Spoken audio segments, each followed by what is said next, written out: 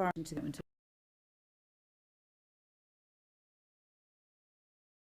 but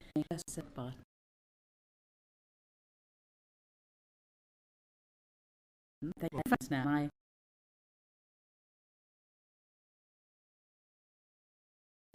They thought one of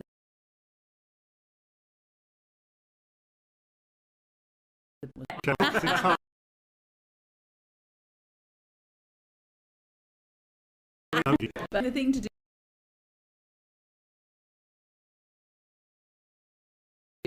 is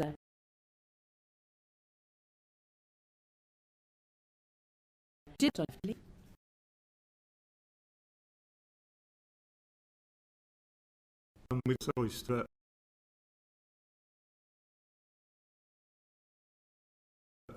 after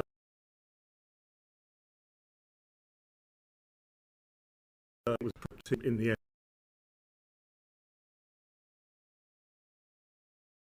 Even to somebody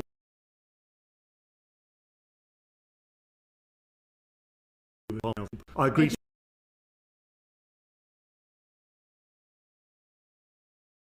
Is 25%.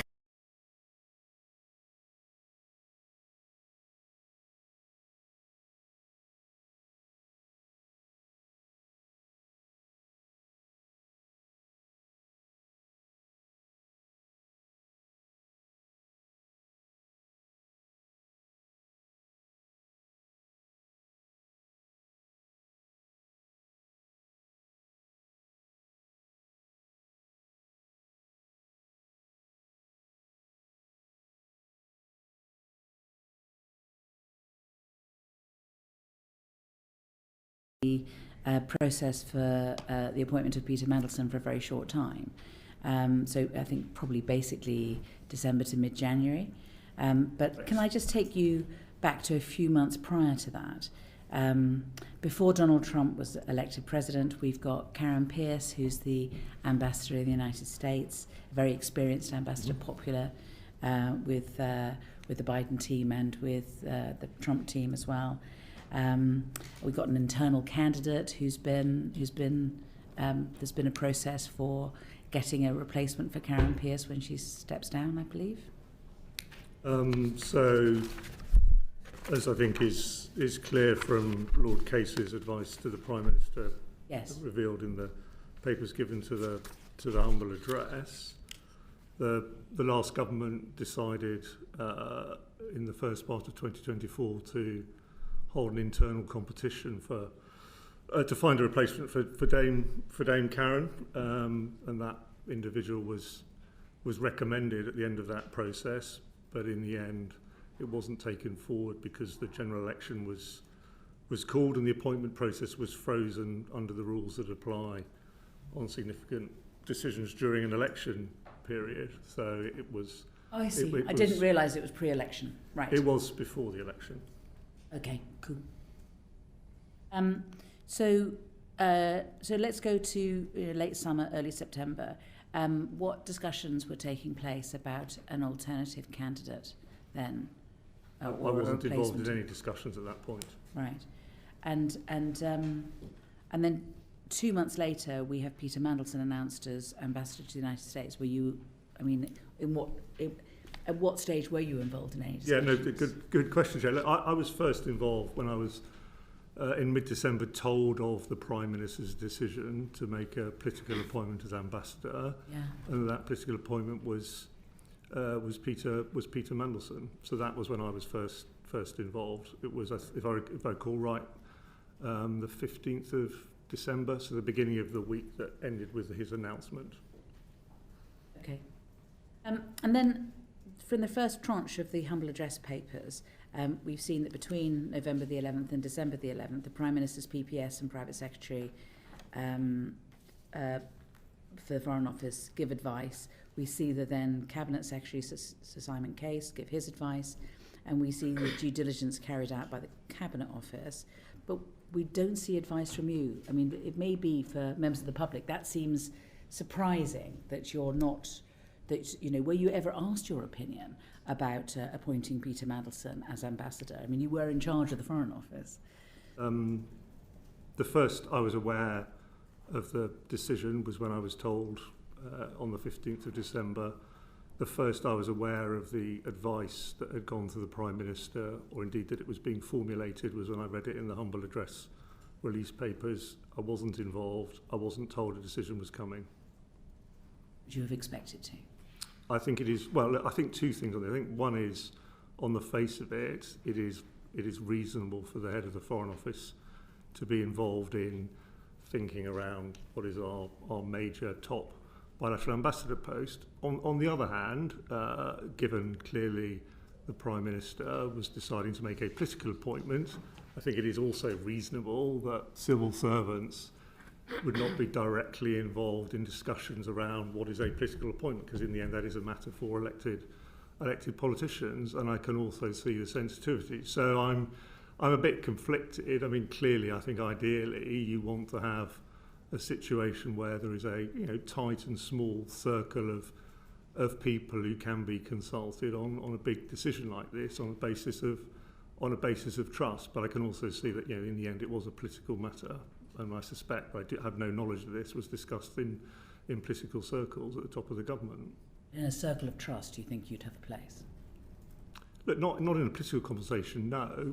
But in the end, this is an appointment to the most senior job in our foreign service. I was head of the diplomatic service, so I think it is possible, without asking me as a civil servant or any head of the diplomatic service, I think it is possible for them to be involved in a conversation, for example, around what are the requirements? What does the UK need in the period ahead, and that sort of thing. Even if that isn't, you're not then involved in the absolute decision-making discussions around individuals who are politicians, because it's a political appointment. John. Thank you, Chair. Can I just follow up one or two of the questions from the Chair? You said that the process had been underway for an internal competition, but come the general election, it was frozen. Once the new government had been elected, was the process not then recommenced? Well, I wasn't involved, as I said, so I don't know whether that was considered very much. Obviously, you have seen the then Cabinet Secretary's advice on that, and that's all I know about it, is that advice. The Foreign Office must have been continuing to look at potential candidates to replace Karen Pierce. The view, Karen Pierce had basically been agreed formally, as the notes say, to stay until January 2025. I took the view that actually what made most sense was to know the outcome of both the UK general election, but also the US presidential elections. And obviously there was, until the election was called, there was an uncertainty around the timing of the UK general election, given our political system, with an end point of January 2025. Karen and I had discussed, therefore, whether or not, if required, she'd be willing to stay a bit longer while we were able to see how those two elections played out, as it were. So there was flexibility. So to answer your question, in terms of September of 2024, that was before we knew the outcome of the US elections. The new government was only just in, so the FCDO and I were not actively looking at that point for candidates, because I felt we had time to see the outcome of the US elections, and Karen had shown flexibility over exactly when she ended in the beginning part of 2025. And when were you first told that it was likely to be a political appointment? When I was told of the Prime Minister's decision. The 15th of December? Yes. Until the 15th of December, you had no information that any discussion had taken place, or certainly that a decision had been reached? No. And when you were told that a decision had been reached and it was Peter Mandelson, did you express any concerns about that? I was, as I say, I was told of a decision, so I wasn't asked for advice. I was told a due diligence process had been carried out, and I think this is known now, as the Prime Minister had been made aware of the risks and had accepted those risks and decided proceed. So I then moved on to a conversation, was asked for advice on the practical steps required to meet what was the Prime Minister's decision and then the requirement around the timescale. You say the Prime Minister had been made aware of the risks, but he hadn't, because the developed vetting hadn't been carried out. So all that had taken place was the due diligence. Did you ask whether or not developed vetting had been taken out or had taken place? Or whether it was clear at that point that vetting had not taken place. It was clear to me at that point the step that had taken place was due diligence, not vetting. Can I just ask you, do you remember who it was that was telling you these things? I had a conversation with the private secretary in number 10. And did you express a view as to whether or not developed vetting should take place before an announcement? Yeah. So on that,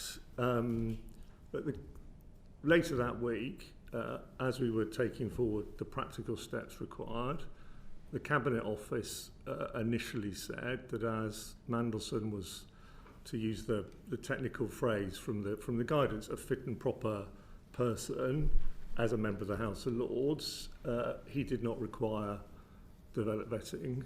I mean, to be honest with you, I thought that was odd and insufficient. You know, I'd been Deputy Ambassador in Washington and therefore occasionally charge, and I knew very well to do the job effectively, you have to be party to some of the deepest secrets that the UK government holds. But I also recognised that the situation was unusual, and I therefore asked for advice, although I was pretty clear in my own mind, from the SCDO security team.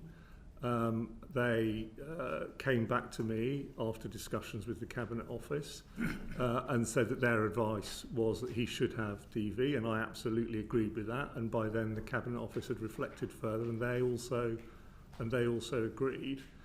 And that, if I remember right, that conversation started at the back end of the week of the 16th of December, at the time that the public announcement was made, and then by the beginning of the following week, just before Christmas, it was clear that that was going to be the requirement. That's what I thought, as it were, and I endorsed the advice. And at that point, Mandelson was sent the forms that you need to fill in to kick off the whole process. I mean, we have had a bit of a he said, she said on this. We've got the Cabinet Office saying that the Foreign Office asked, does he really need DV? And the Cabinet Office saying that the Foreign Office asked, does he really need DV? But you're down on the Foreign Office's side, that it was the Cabinet Office that said it first. Look, I can't promise you who said what first. Right. I know what I was told. I was told the Cabinet Office suggested he didn't require DV. There clearly, self-evidently, was some further back and forth and consideration. And, I don't want to give you an impression that when we were taking forward the DV, there were people in the centre still saying, don't do that. By the beginning of the following week, everyone was agreed that he should have DV, and therefore it was now about taking that process forward. But I've given you my account of my memory of what I heard and what I thought at the time. One thing is for sure, nobody made a note of it.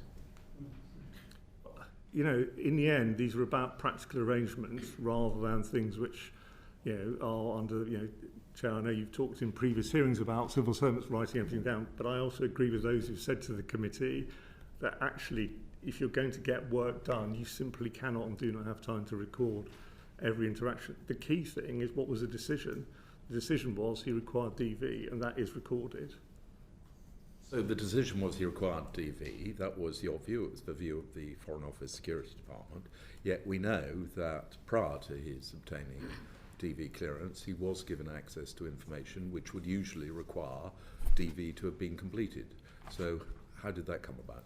So you had I can't remember if it's 7 or 8 pages, but it's certainly lengthy and thorough response from the SCDO yesterday.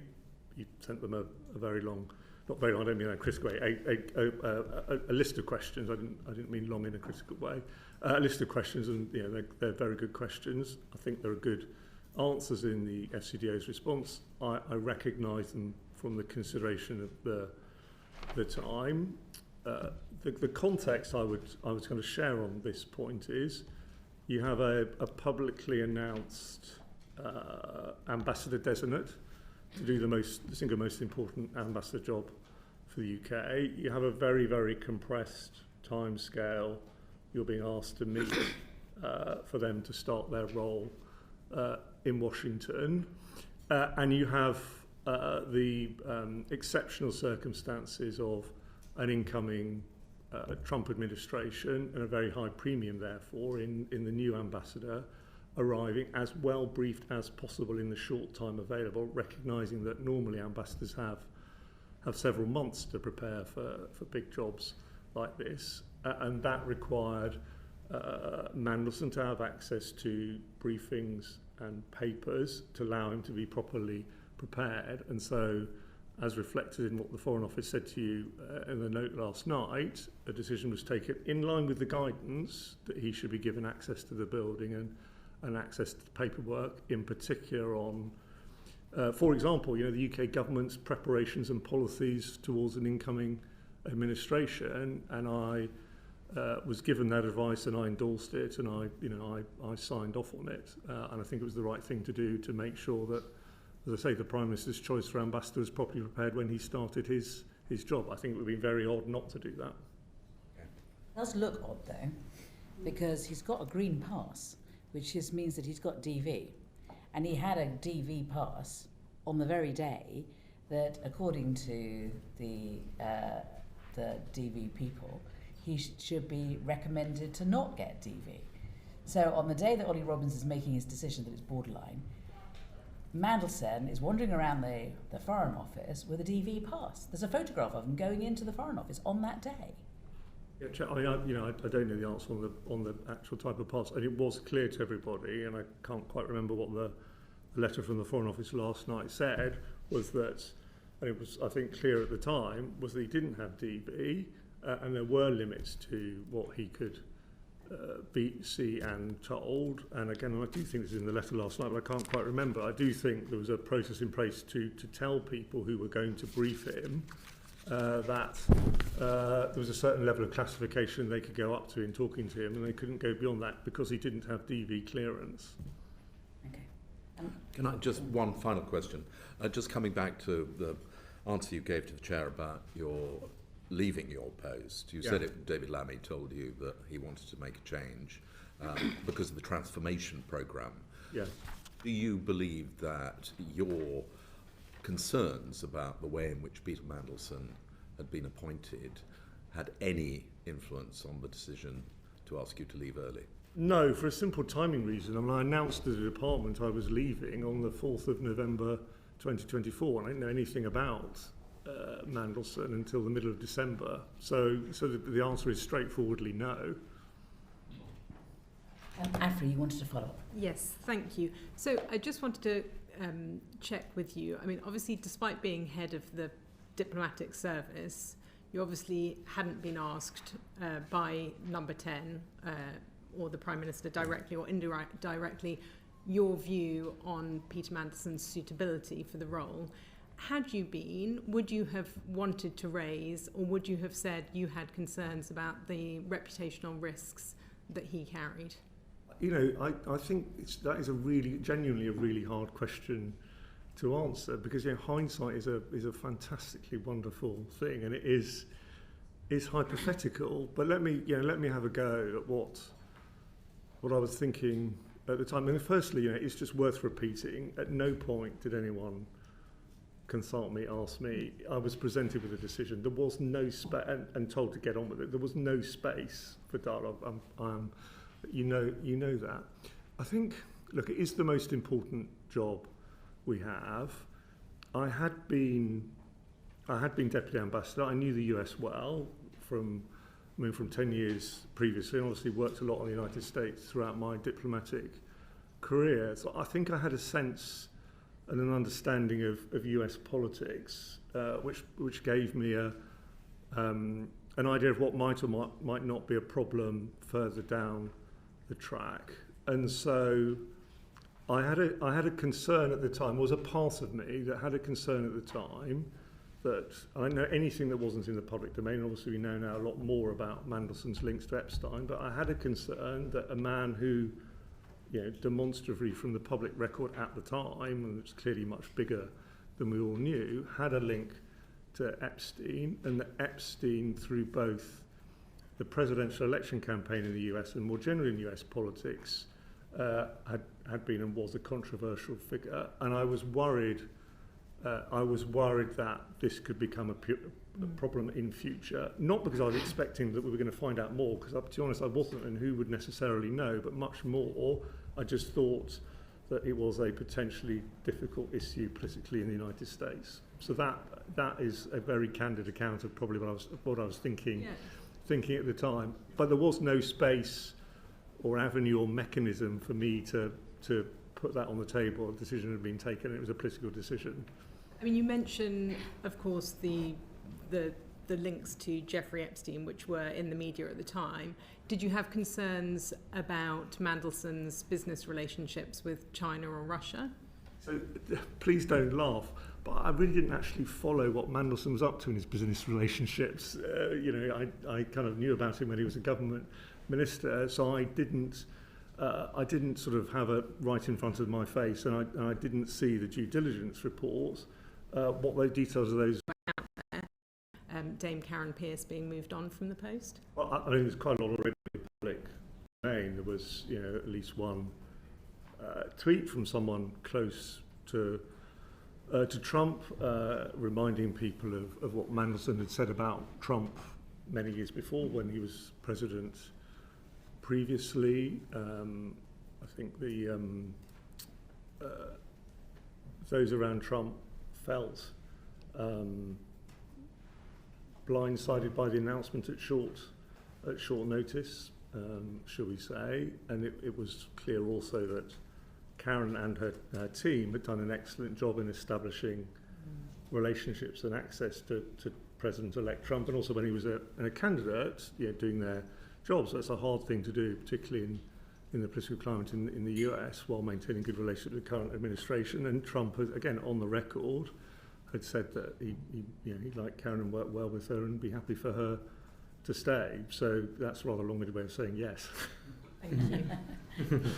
Can I just on what you were saying earlier about the DV and the access point? It's just to be fair on you, it is page 5 of the, Thank you very much, the Chair. statement from Appreciate your help. Pollard, paragraph. It's paragraph 5, and it's where I believe that it says. Lord Mandelson's private secretary should, in advance, inform people that he was meeting that they knew he did not yet have DV clearance. Thank you. Okay. Richard. Thank you, Chair, and thank you, Sir Philip, for returning to the Foreign Affairs Committee to give evidence. The Prime Minister's National Security Advisor, Jonathan Powell, was reflecting last September on the discussions that were had in government the year before about Lord Mandelson's appointment, and he reflected that that you, Sir Philip, had reservations. Can you remember what you were saying to the National Security Advisor about your reservations around appointing Lord Mandelson back in 2024? I think it was very much along the lines of what I've just said around the possibility of his known connection to Epstein causing an issue subsequently. Obviously, I didn't know what was actually going to happen because Epstein was such a toxic hot potato subject in US politics itself, including in the election campaign. So that is what I recall thinking at the time, and I can't prove this because I don't know what Jonathan was thinking when he said it last September, but my instinct is that's what it refers to. Okay. And then thinking later on that year about the Number 10 operation, do you recall any dismissiveness in Number 10 about the importance of vetting, and if so, how was that communicated to you?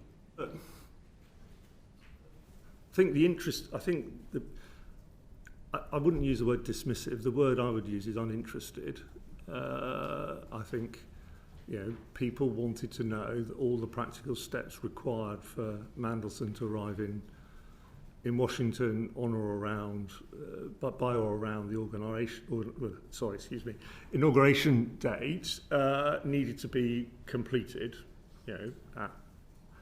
at pace, as it were, and that was it. The interest. I mean, no one, to be honest with you, no one said to me, "Look, Philip, the Prime Minister knows some risks around this. Can you really make sure that the vetting's done rigorously?" I mean, it's always rigorous anyway, but that wasn't the sort of thing being communicated. The sort of thing was, fine, he needs vetting, make sure it's done in time. Okay, thank you. Last week, when Sir Ollie gave evidence to the committee, I said that Sam Coates had reported words around "just to prove it." And I need to correct the record slightly, because Sam Coates didn't actually report that. He didn't file a report. He did discuss it with a member of this committee. He didn't actually put it in writing. It didn't get off the cutting room floor. But it doesn't take away from the fact that his reply made plain that he had a strong sense that there was an atmosphere of pressure and a certain dismissiveness about this developed vetting.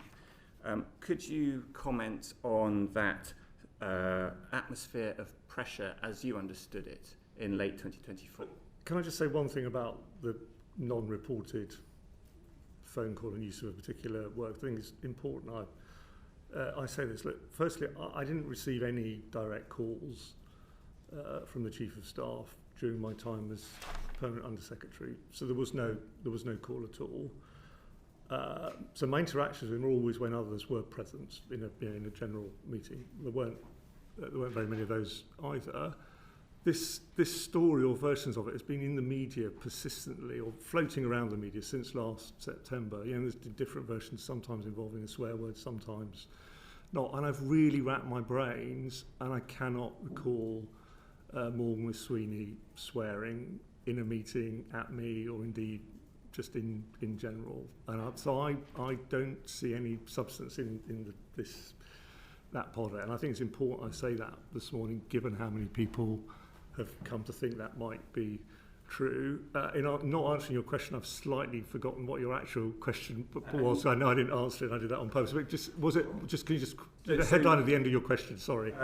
So Ollie, when replying last week, said that there was an atmosphere of pressure and a certain dismissiveness about this DV process, and I wondered if you could comment on the atmosphere of pressure, please. I think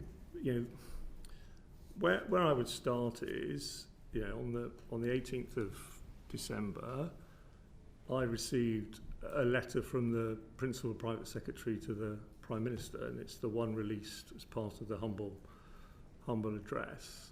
I didn't receive letters from the Principal Private Secretary to the Prime Minister very often. Most of my dealings was with the Foreign Affairs team in the number 10, as you'd expect.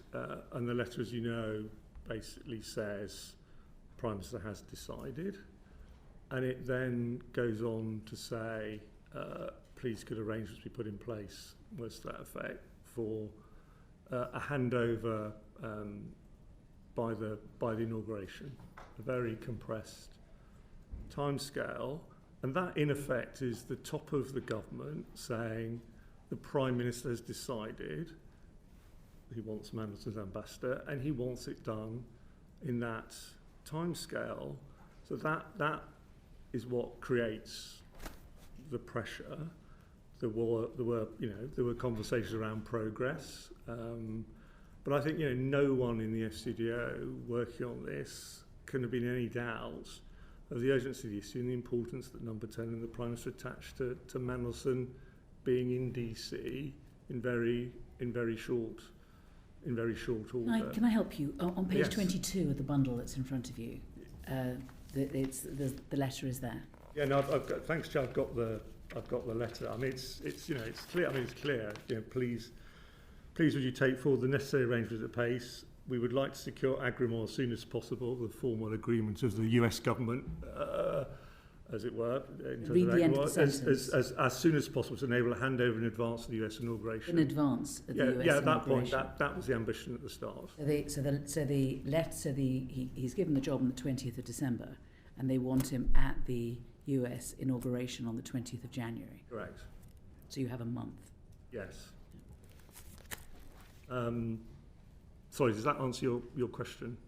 It does, thank you. And I have another, and it relates to that time in December And I just wanted to sort of try and get an idea for some of the events that were happening in December of 2024.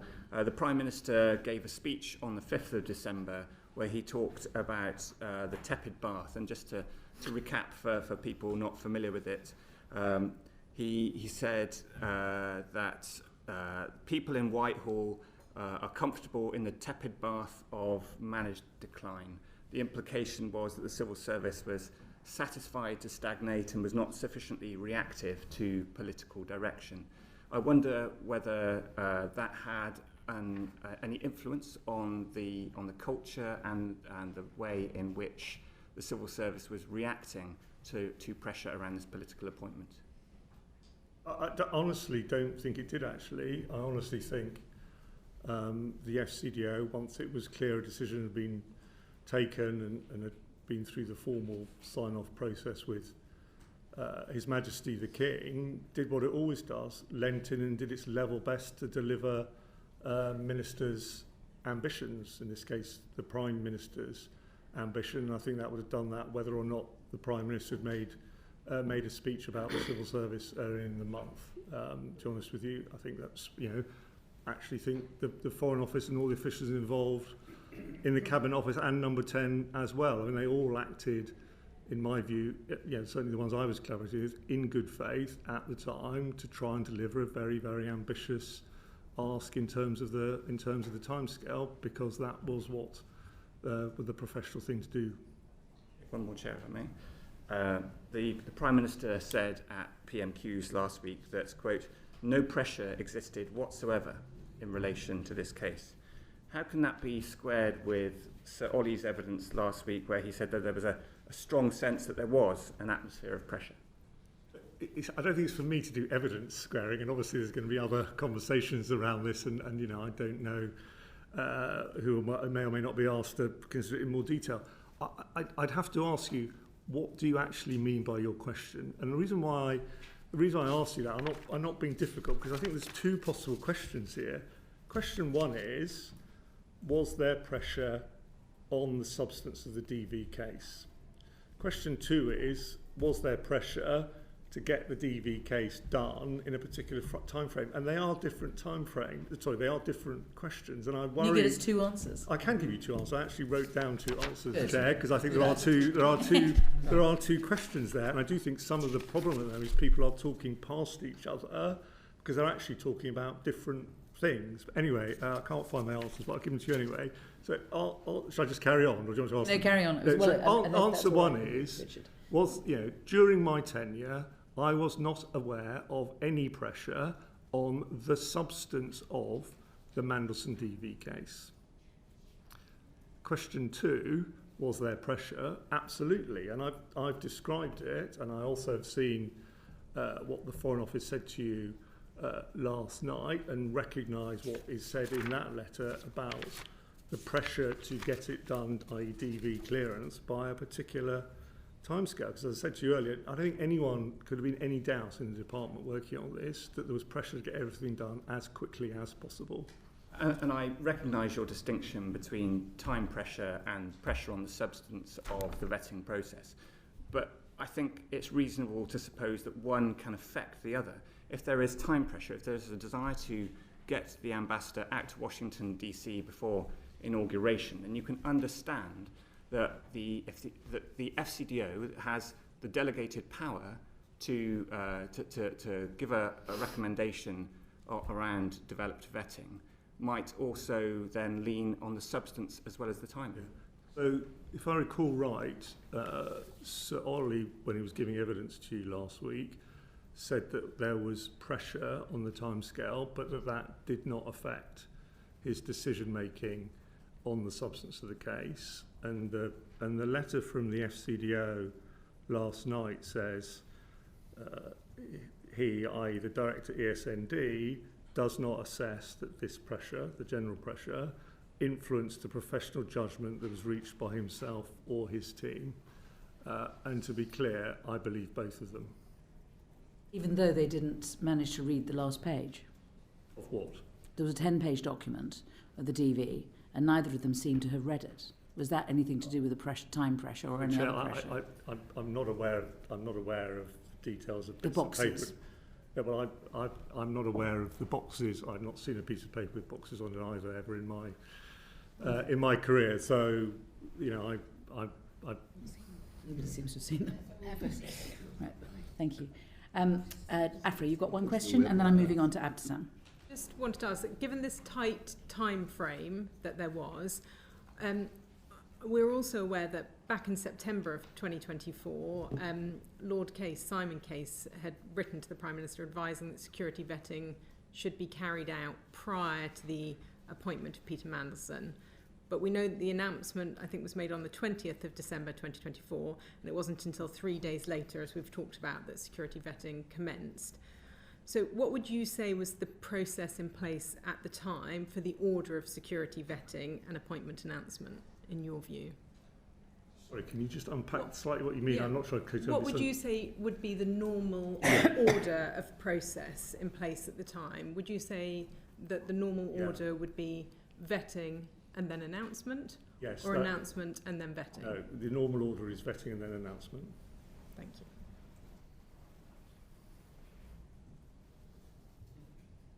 Do you have any idea why it went the other way around? No, the timing of the announcement was driven and decided by number 10. Okay, thank you. Abdesam. Thank you, Chair. So just following on from colleagues' questions in relation to pressure, what did that look like? I mean, were you receiving regular phone calls? Yeah, so I mean, I think it's important to, I'm not going to repeat myself, but it's important to remember the overall framing in a sense. You know, you have the letter from the Principal Private Secretary, I won't repeat myself, but that provides the overall context. There were meetings in that week with number 10. There would have then have been regular progress chasing. There was discussion around the exact timetable that went on, and so there was, keen interest all the way through from number 10 that the practical arrangements required to get Mandelson to Washington in the timescale required or thereabouts was all moving forward. But in a sense, the pressure was kind of set at the beginning and just carried on. It wasn't a matter of did someone phone every day at 10 o'clock. It was much more this ambitious timetable has been set.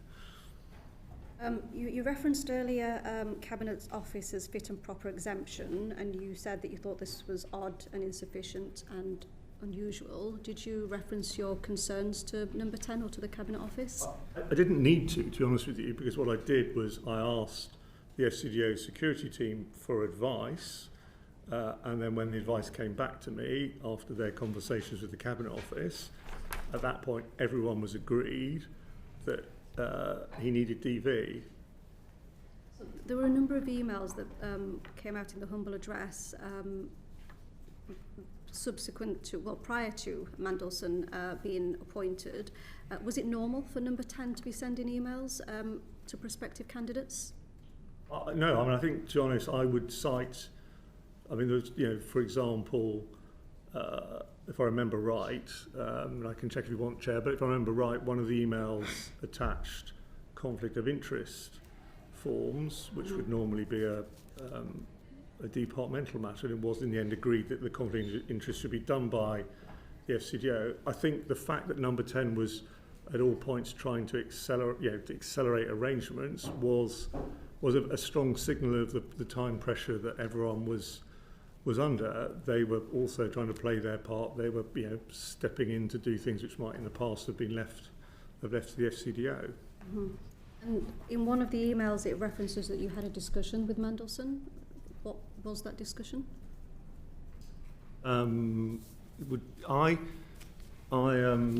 memory, I had a intro chat with Mandelson on the Friday that his appointment was announced, and that was around practical matters of how the department would support him in his preparations to be the next ambassador now that had been announced.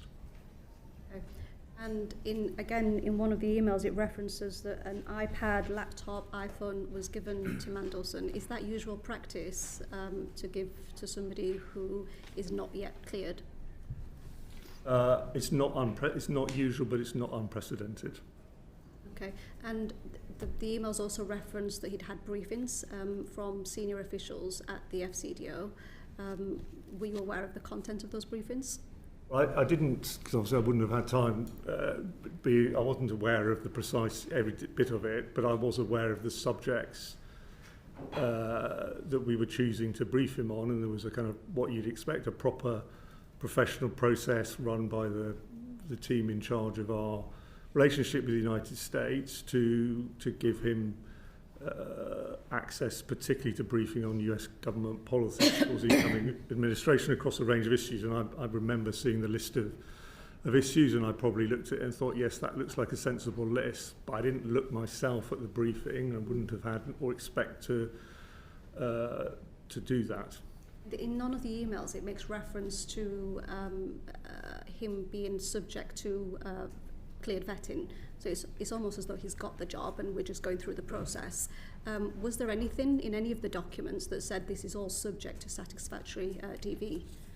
As far as I recall and am aware, the first time the documentation shows subject to DV is when the FCDO sent him what is a standard form of words for people who are going into jobs. I'm not aware of any other references in the documentation. I mean, would it be right to assume that had the final clearance been, would you foresee a situation where the final DV had been refused, that would have been rejected by the Cabinet Office? I mean, I can't foresee a situation where that would have happened, given how he was treated, and all the emails have implied that he has the job. Would you have foreseen a situation where it could have been refused? Sorry, I'm not sure. What do you mean by that? Do you mean, is it a possibility, or do you mean... Could it have been a possibility? I think, you start a vetting process. There has to be a possibility that at the end of that process, someone is deemed not to meet the standards to have, develop national security vetting. Might have happened in this situation. I mean, I don't know anything about the substance of the vettings. I really, I'm, sorry to say this again, a bit repeating what I said earlier. I at the time follow very much about Mandelson's wider life. I mean, it's not an impossibility. I mean, it would have been a crisis if we got to the point where he had no vetting clearance. That would have been a crisis. Self-evidently, a publicly announced political appointment as the next ambassador to Washington, not being able to go, that would have been a big problem. Presumably the DV is done with an open mind. And it's done with an open mind whether we're going to do DV, and if you fail it, you're not going to get the job. And so I think, the question is that there's an email which says that he's going to get briefed in person from the 6th of January onwards, including on higher tiers. Presumably that means equivalent of the sort of information you get if you got DV. He's got a pass for people who've got DV. This is before he gets DV. He's on the payroll from the 14th of January. I mean, it does all look like he's got the job already. He got the job in the sense that he'd been announced by Number 10. The paperwork had gone to His Majesty the King. He'd been announced by Number 10. We were seeking the agreement of the US government. So in that sense, he had got the job. What's the point in the DV? Because to do the job, as I said, sorry, I should take the irritation out of it. I'm not irritated, but because to do the job effectively, you have to be able to have access to information that is of its sensitivity requires DV. So that's why he needed DV. If he'd been failed, he would have had access to the buildings as if he had DV. He would have had access to information as if he'd had DV, and he would have failed it because he would have been seen as a security risk. And you would have exposed yourselves to him as a security risk during the period. I don't agree that with your kind of characterisation of as though he had DV. He had access to the building, but parts of the building where people without DV also have access. He did not have access. Why did he have a green pass? He did not.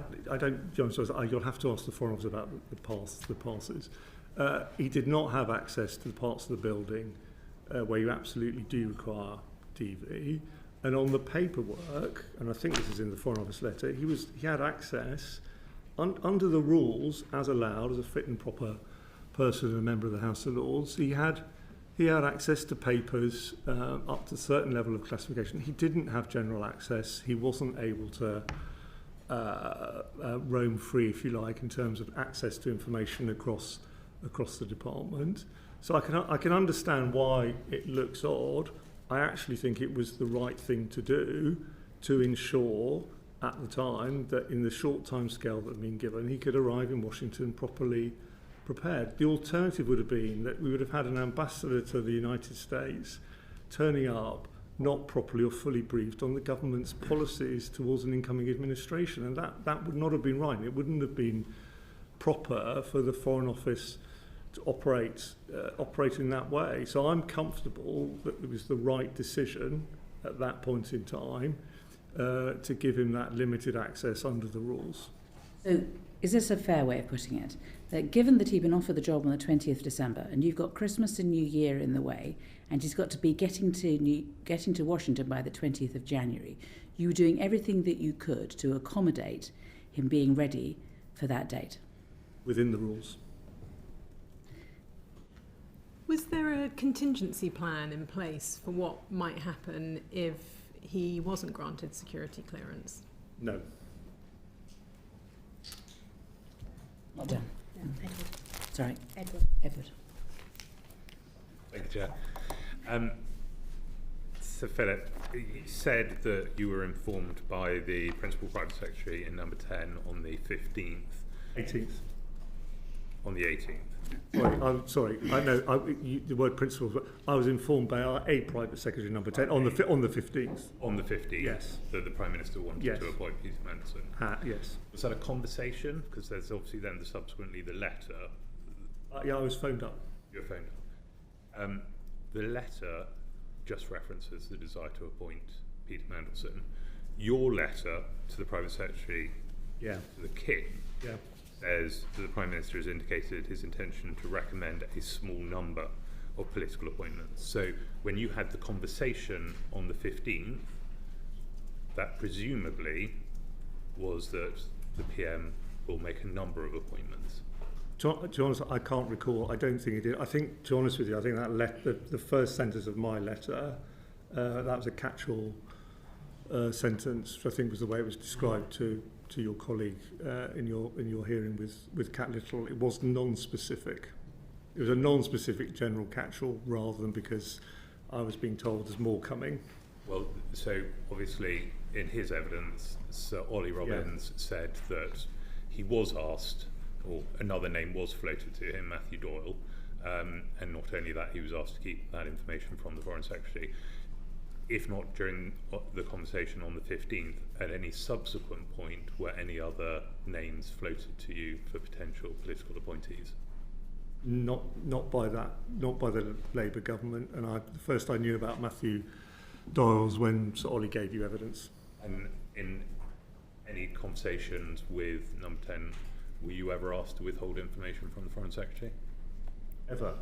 Well, okay, so with the current administration, we should put on record, you have served under 4 different Prime Ministers. So let's establish at any point during your tenure as PermSec, were you asked by a number 10 organisation to withhold information from the Foreign Secretary? How usual is that for that request? I mean, I'm worried that everyone's going to think that the centre of government spends its whole time sort of conniving behind the backs of everyone else in government, and that's not the reality. The reality is, people trying to get on with delivering the business of the government, the vast majority of the time.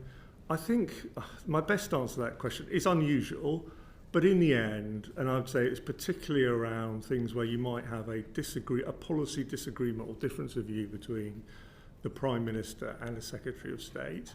it is not unheard of for permanent secretaries, in a sense, to try and work in a way which allows there to be a decision and a consensus view, and the government can then move ahead and take it forward. And in that sort of situation, it's not unheard of for a permanent secretary to be privy to something that they don't pass on to, or are asked not to rather, pass on to their Secretary of State. So I would describe it as not unheard of, but I don't want to give the impression that this is kind of standard operating procedure. This is extraordinary.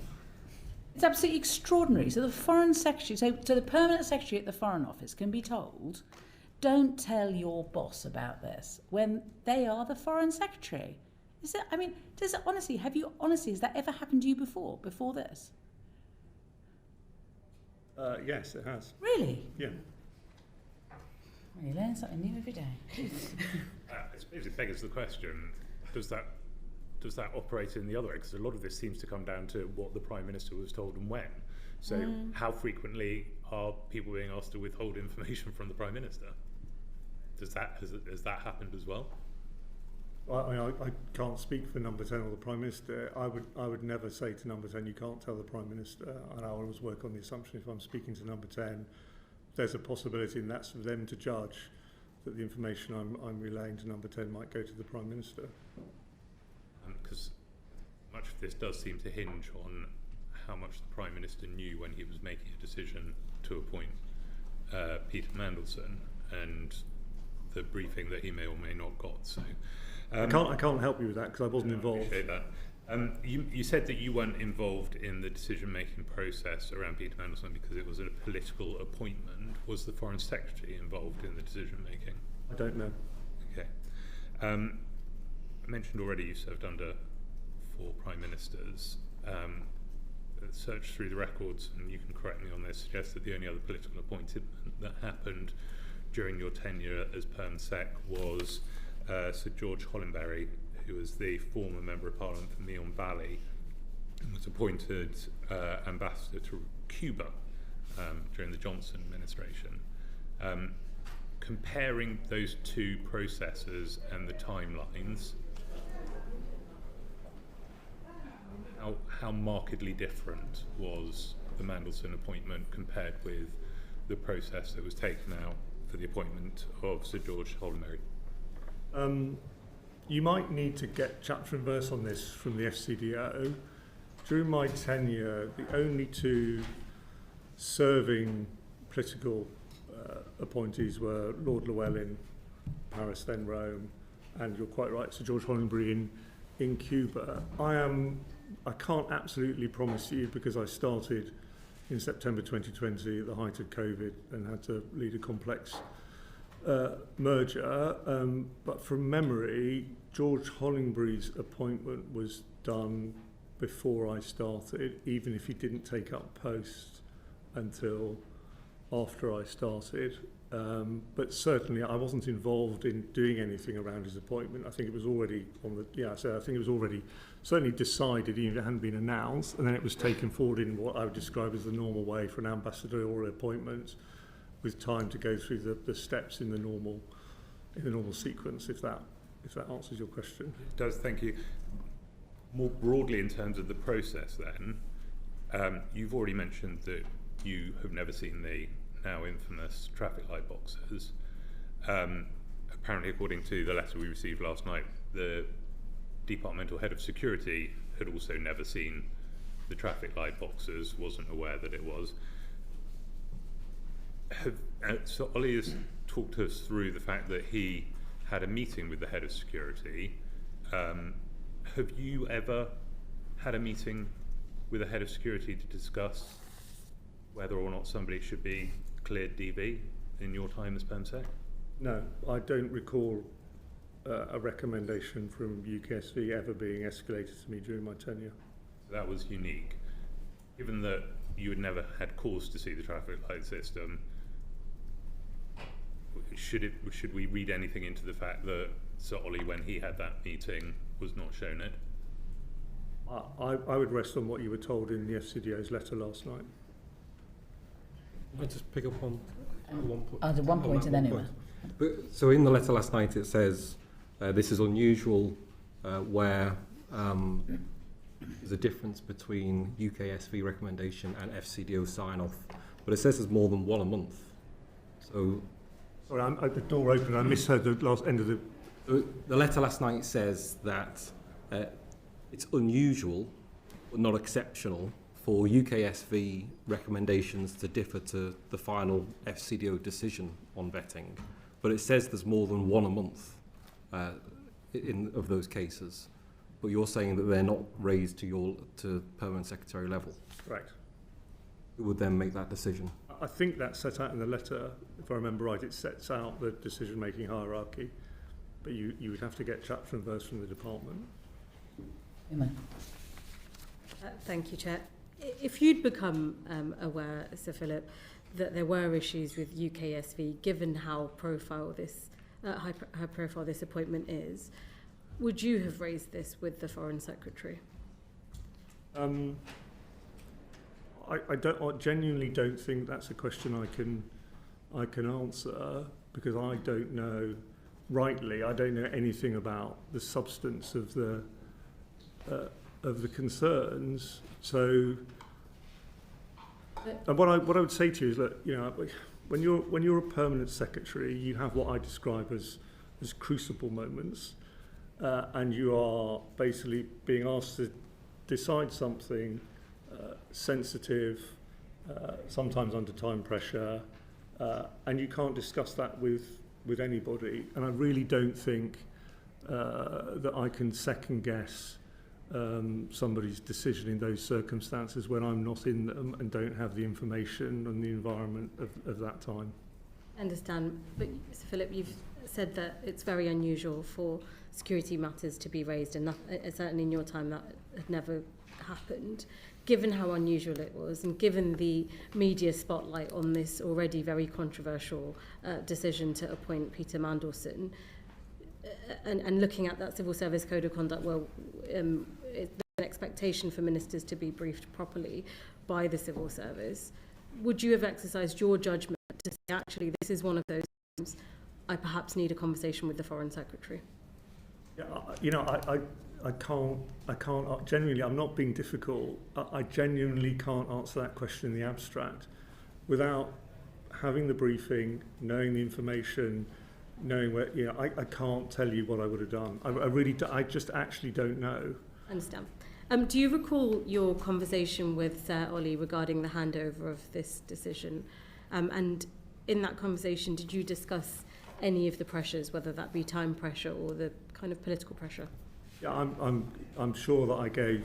That we had about a week, but he spent a certain amount of that time talking to other people and reading documents, and we had, you know, a conversation at the beginning of the week, and at the end of the week we had a longish meeting where I kind of went through some of the senior personnel issues, talked about some of the future appointments that were coming up, and you know, how he might want to think about that, and what you'd expect in a professional handover, and kind of some of the things that I knew or wanted him to know that perhaps weren't.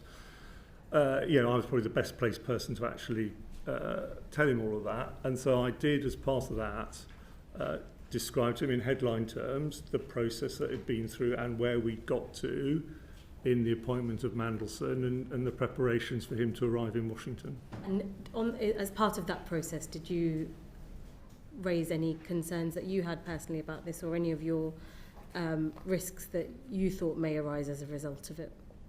My memory is we had a general conversation, mostly about what had happened, where they got to.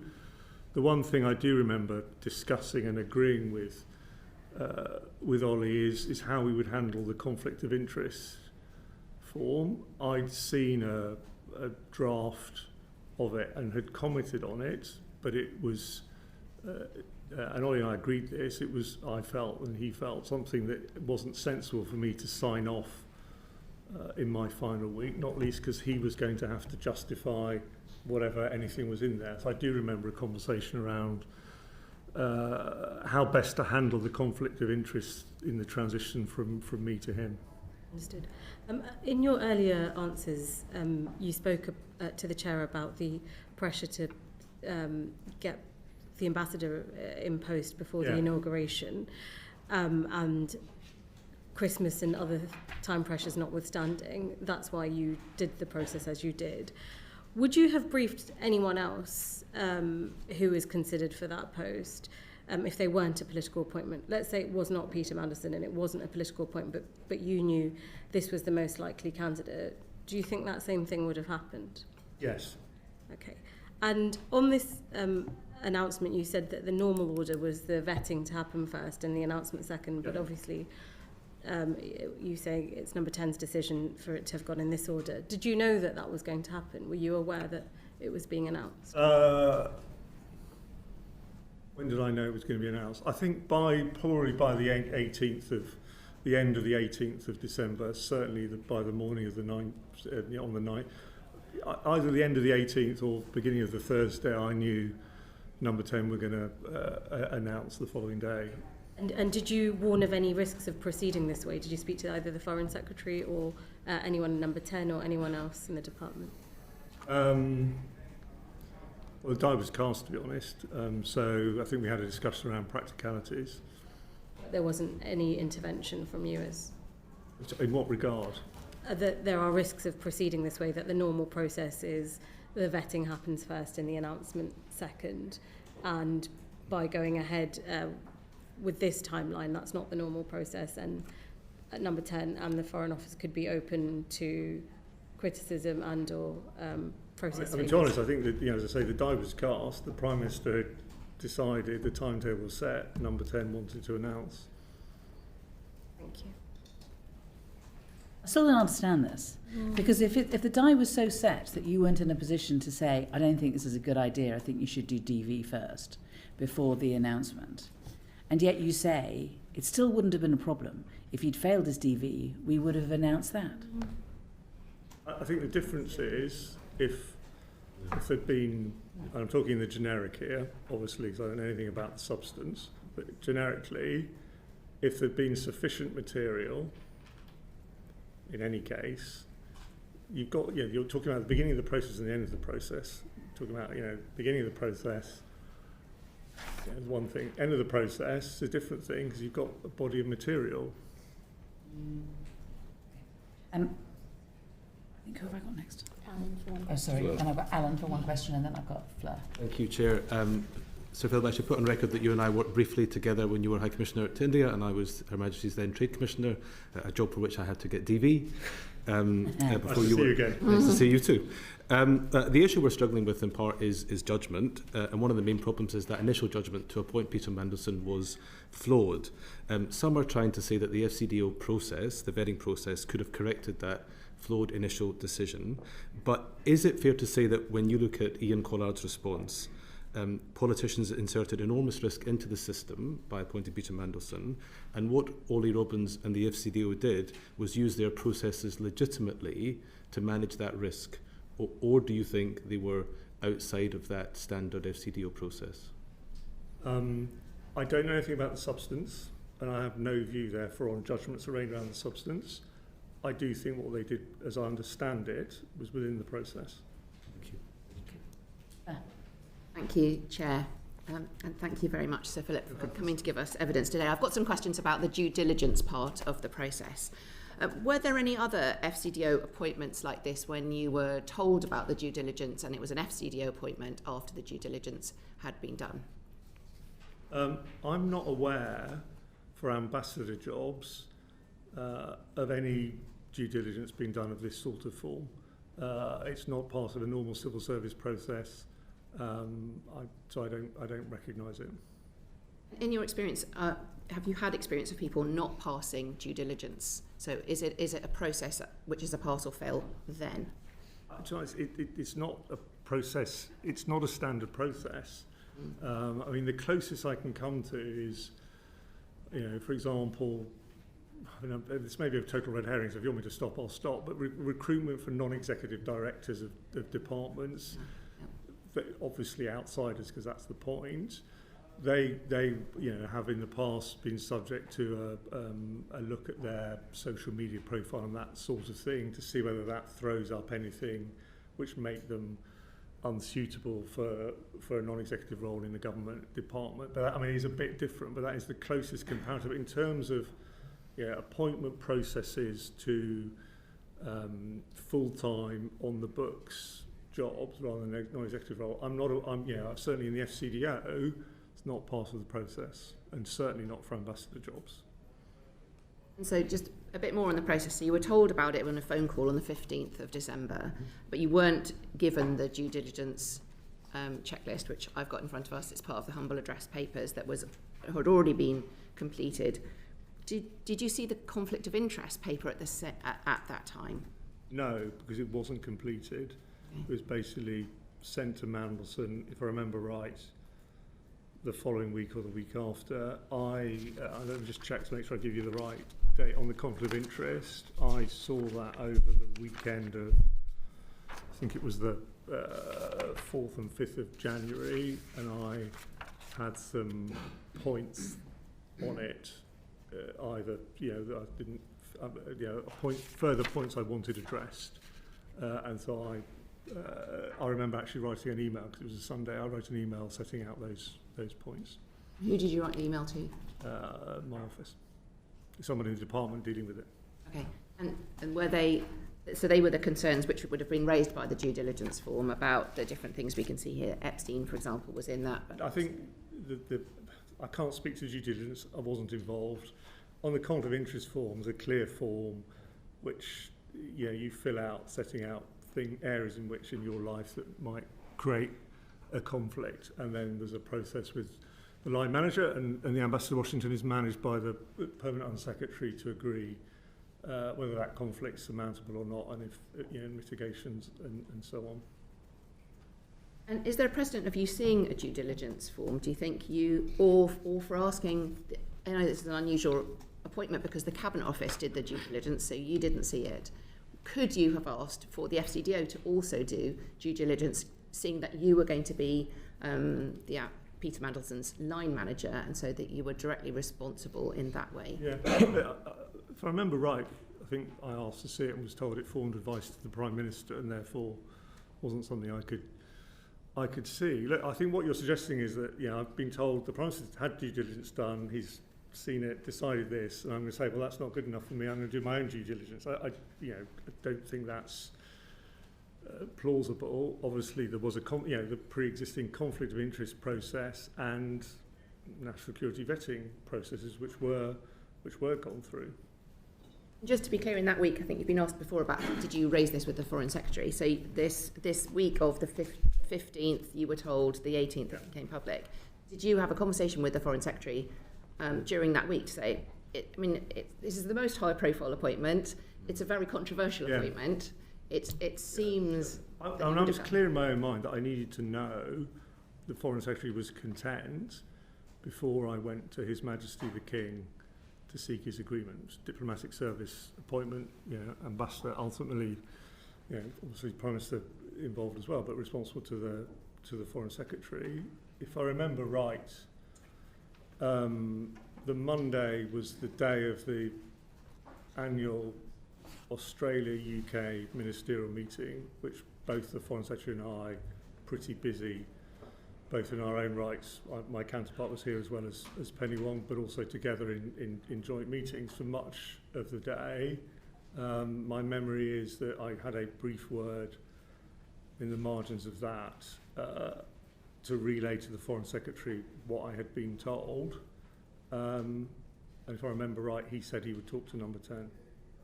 Okay.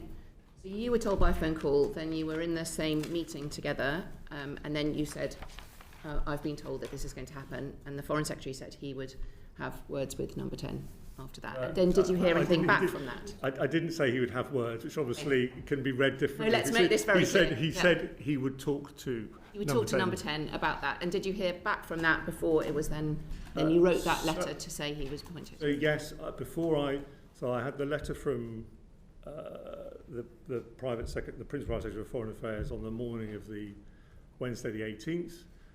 I established the Foreign Secretary was content for me to take forward the process, and I then wrote to Sir Clive, and the letter's part of the release, as you know. Is there any record of that meeting where you had an establishment of the Foreign Secretary? He was travelling, and I had a exchange with someone in the travelling party and had a message back. He was content for me to write. He was on his way, I think, to a dinner of NATO foreign ministers. Can I just follow up on this? So you've said that there was, I mean, the purpose of due diligence is to look at reputational risks, yeah?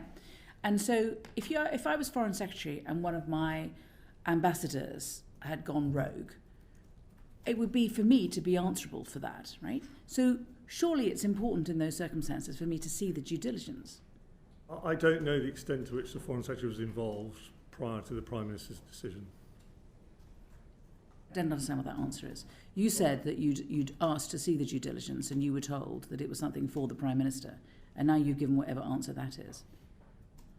Sorry, Chair, would you mind just repeating the question? Would you just repeat the question to make sure did the Foreign Secretary see the due diligence or not before you tell the King, I've discussed this with the Foreign Secretary who agrees with the recommendation? I'm not aware that he saw it. Are you aware that the Deputy Prime Minister has now said that there were worries about Peter Mandelson's appointment at the time? And he said to LBC that there was a discussion within government, but that ultimately it was a matter for Number 10. I saw the media report at the time. Is that all you're going to tell me? Honestly, I'm not being difficult. If you ask me a question, I will answer it. But I should also say I'm obviously not here to speak for the Foreign Secretary. You kindly pointed out at the beginning I'm not a civil servant anymore. Have a view on the accuracy of the statement. Just read it again. To be honest. I mean, I think you should ask the Foreign. If you want to know the Foreign Secretary's views, I don't really feel. But you were there in the middle of all of this, right? You were there in the middle of all of this. The Foreign Secretary is your boss. Fair enough. The Foreign Secretary. You're telling us that the Foreign Secretary was happy, and you told the King that. The Foreign Secretary, now the former Foreign Secretary, now the Deputy Prime Minister, is saying actually that there were concerns and there were discussions going on. Which is true. Got it. So I'm not being unhelpful, I promise you. Let me put it this way. I was asked what the Foreign Secretary said when I told him. He did not say, Philip, please crack on, write to the King. He actually said, I'm going to talk to Number 10. That's it. That's that, because we were in the margins of big important meetings with the top of the Australian foreign and security system in what is always a very pressurised period in the run-up to Christmas, and this was about a political appointment. He was my political boss as Foreign Secretary. I gave him the information I'd been told. He said he would talk to Number 10. Cool. A follow-up to that, Sir Philip. So yesterday, the former Foreign Secretary, now Deputy Prime Minister, said, as the Chair said, that he'd expressed worries. And you said this was a conversation in the margins. But again, back to how serious an appointment this is and the level of media scrutiny already rightly on this appointment. Did you have any further conversations with the then Foreign Secretary about these worries? As I recall, he and I had a brief conversation. I can't remember if it was the 18th or the 17th or the 18th, so the Tuesday or the Wednesday. It was inconclusive, so he wasn't at that point saying he was content for me to proceed, and I hadn't in any case received what I asked for at the outset. I said at the outset to Number 10, I'm not doing anything until I've got something in writing. And at the point of that conversation, I hadn't received a letter from the Principal Private Secretary, and so we had an inconclusive conversation. Did you raise any of your concerns with him for him to make a judgment to pass this on or anything like that? Was there any conversation about the worries that you both seem to have had? I think the Foreign Secretary should speak for himself on his views and what was said, as it were. I at that point was doing my best to resolve the situation, establish what I was being asked to do by the top of the government, and then take the bureaucratic steps necessary either way. So it was a situation that needed to be resolved during that week. Do you think the process of that week, the due diligence part of this, is evidence of, and the timings of it, is evidence of pressure or undue pressure or evidence of due process being followed? I'm really sorry, but I'm not sure I follow you. The fact that, I mean, it's very, by your own admission, it's very unusual, and it was an unusual appointment of a political appointment. So it was this whole process tested the system to the limit, really, and we're looking at how the system worked in this case, but also what we need to learn for the future. But just the evidence of, you were already told quite late on in the process, due diligence had been done, then you were told he was going to be appointed, and then it was very publicly announced very quickly, and then so all of that, the timing of it, is that, in your opinion, evidence of pressure, undue pressure, or evidence of due process being followed at pace, yes, and you're in a high pressure environment all the time in your role? The short timescale created the pressure, as I said earlier. In terms of the parts that the FCDO written I was responsible for, I mentioned conflict of interest or vetting, and other decisions. I'm very confident they were taken, albeit under pressure, properly. As I've already been clear, the number 10 decision to announce in advance of DV was unusual. And final one from me. With the benefit of hindsight and many months to look at this and think about this whole process, where did the process go wrong? Was it at that early stage of even considering him, or was it the due diligence, or was it the vetting? Where did the process go wrong in your view? I don't have complete knowledge or insight into the process prior to the Prime Minister's decision, so I can't answer that question. You told us that it's the normal process to do vetting and then announcement. So for comparison purposes, when it came to the appointment of Jonathan Powell, was he vetted and then announced? I wasn't involved in his appointment. Oh, he's not Foreign Office. He's a National Security Advisor, it's a Cabinet Office role. What about when he was Special Envoy for the British Indian Ocean Territories? Envoys are different and are dealt with differently. I honestly can't remember the secrecy on that, so you'd need to ask the department. Alex. Thank you, Chair. Thank you, Sir Philip. You talked about the short time scale causing problems. Do you think there was a reasonable diplomatic reason why Number 10 wanted the appointment done by Trump's inauguration?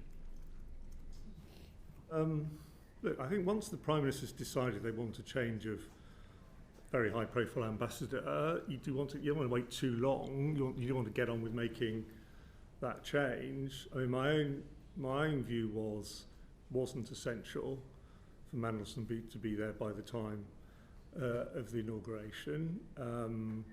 Always takes a while for US governments to form because of the confirmation process. It's actually quite quick in Trump 2 compared to Trump 1, but it does take weeks. So I was personally much less concerned and didn't see that as an absolutely essential thing. And of course, you know, Karen Pierce was willing to stay longer and be flexible within reason, and be well respected and connected to the Trump transition team. So yes, I can see entirely the point of getting on with it. I wasn't quite convinced that we had to see the 20th of January as a deadline, but that was the one we'd been set, you know, very clearly, you know, and communicated by the top of the government. Did you say that to Number 10? To be honest, I think, but yeah, I would have been clear that we didn't have to, but I think in the end they were getting with it. It's also true that in the end Lord Mandelson didn't go until after the inauguration. Any other external appointments, including political appointments, but others, are there examples where somebody has started in post before they've received their DV and then had access to those materials? I'm not aware of an ambassador starting in post, certainly externally, without DV. I mean, I can't speak for history, if you know what I mean, but in recent times, no. And do you think the argument that because Lord Mandelson was a Privy Councillor, he wouldn't need DV clearance was credible at all? As I said, my initial reaction was that it was odd and insufficient. So no, which is why I asked for advice. But you know, but we did also pretty quickly settle on he needed DV. And you said higher classifications of material that he wouldn't have access to. What level of classification before he received his DV was Mandelson able to act? I think it's in the letter, but I think it was up to secret, point 5, page whatever it is. It's in there. So up to secret was allowed. So there were no briefings he was given above that level of classification before he received vetting? Not that I'm aware of. Did the intelligence agencies ever share any concerns with you about Mandelson's appointment or his access to information? No. Thank you. Knowing what you know now about Peter Mandelson's relationship with Epstein and everything else, do you think the DV process made or UKSV made the correct decision and the FCDO made the correct decision? I'm not aware of any of the substance of the DV process. I genuinely can't answer that question. Does it change your view on the appropriateness of political appointments to ambassadorial positions at all? I mean, this one self-evidently hasn't worked out, but Lord Llewellyn was a brilliant ambassador to Paris and then Rome, and George Hollenbury did a good job in Cuba, and the Prime Minister and the Foreign Secretary are absolutely entitled, and it's explicitly allowed for in the legislation, to make political appointments. So I don't have any objection. I mean, clearly, when I was head of the diplomatic service, I was head of the diplomatic profession, and inevitably you kind of, you're not quite chief. You're head of the tribe, even if you're not chief trade unionist. So, within reason, they're a good idea. But personally, as a diplomat, I would argue that a vast majority of jobs should go to diplomats, but they have been successfully used in the past. Okay. And finally, do you think the Prime Minister's statement that full due process was followed is a fair description of what happened in Mandelson's case?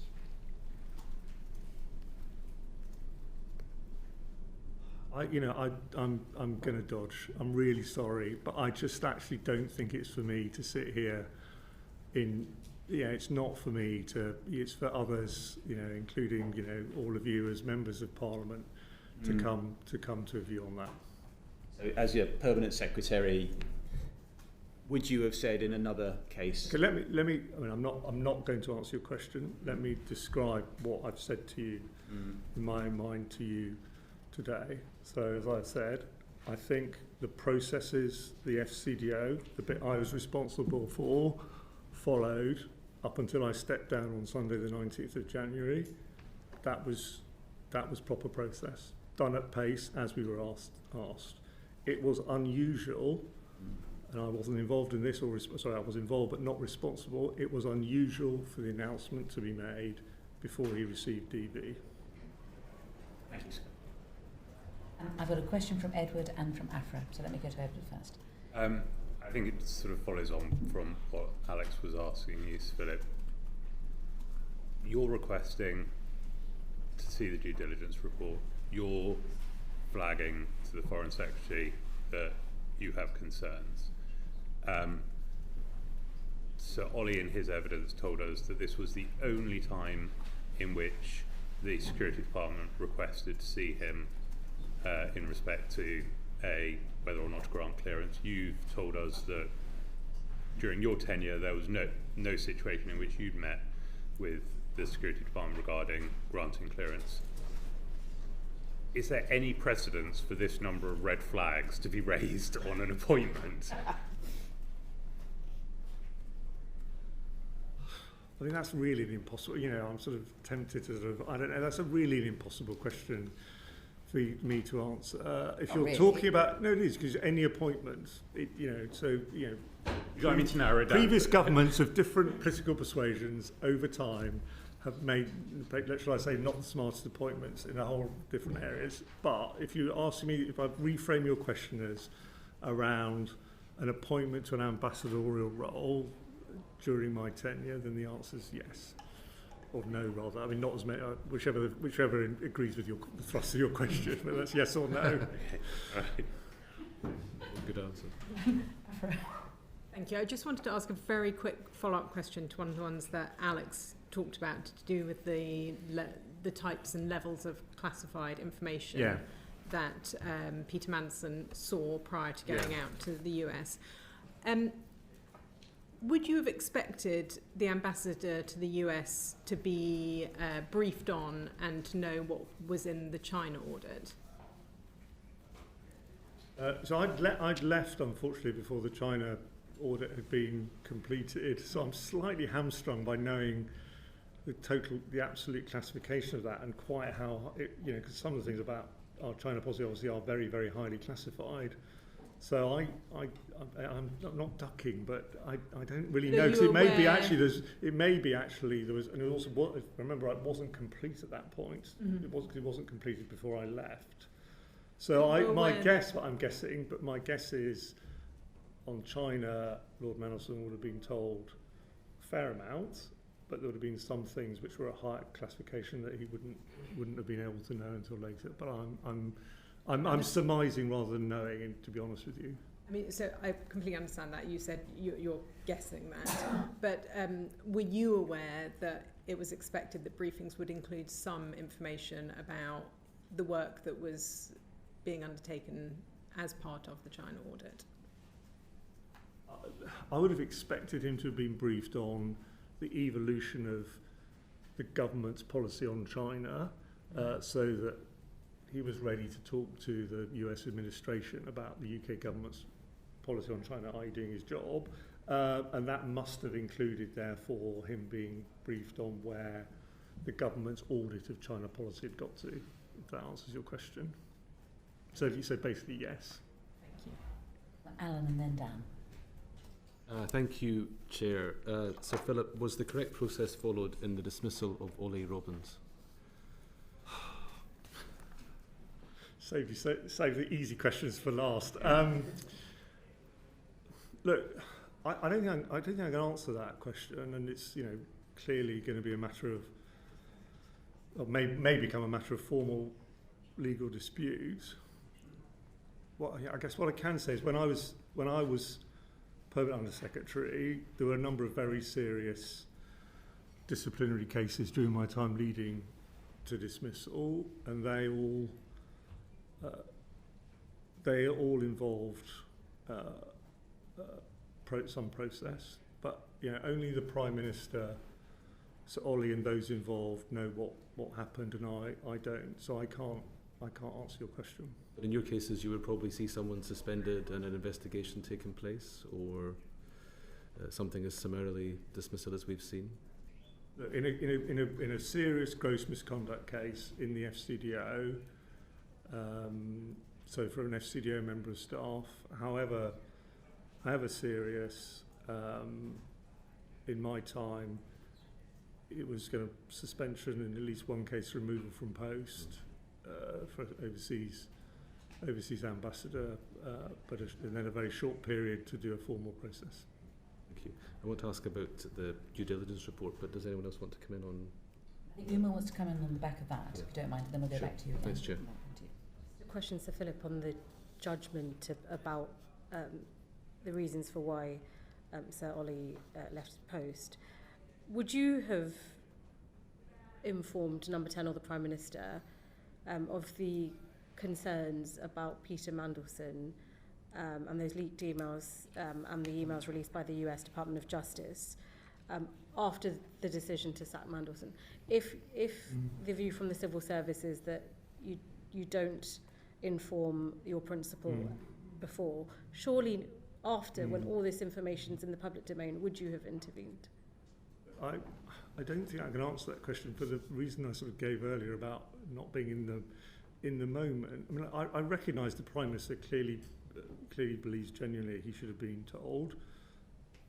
So Ollie set out for you his view, including, if I understood him right, that he felt he was bound by the rules not to discuss the information from the vetting process, although that's now disputed, and you had different evidence from Cat Little. So I personally think it's a very good thing that someone of Adrian Fulford's stature has been asked to look into this, because we can't be in this damaging situation again. But I'm afraid I just actually can't answer your question, but we do need a proper look at this because it is very damaging. I'd agree, Chair, if you can let me ask one final question. This is a hugely significant decision, this appointment. It had national and international repercussions as well as reputational risk. there's a well-publicised friendship with of Jeffrey Epstein, and the FCDO and the civil service's view time and time again has been that they can't intervene because the rules don't let them intervene, or to take a passive approach. Do you think, given everything we know, the system should be changed going forward? I don't know the answer to that question. Which is why I'm pleased that it's Adrian Forward, who I know from his time when he was, I think, the first head of the investigatory. He was the first investigatory powers commissioner, and also, if I remember right, may still do, has been the final appeal for vetting processes, cases. So clearly knows a lot about it. I think he is the right person to get actually at that question. It's definitely right to look at it. Back to Anne. Thanks. In the follow-up to her evidence to the committee, Cat Little confirmed there was no Cabinet Office advice ahead of the decision that Morgan McSweeney and Matthew Doyle should follow up questions with Peter Mandelson about Epstein. Have you any views on whether you thought they were the right people to do that, or whether someone independent of the process or someone trained in vetting would have been better to follow up? It wasn't part of the vetting. It wasn't part of the due diligence process. Yeah, no.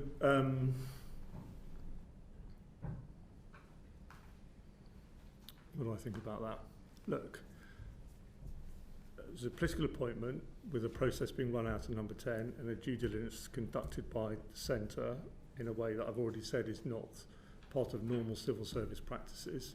So I think in the end, who is doing the questioning and whether that's appropriate comes down to who and what weight is being put on those questions and who answers them.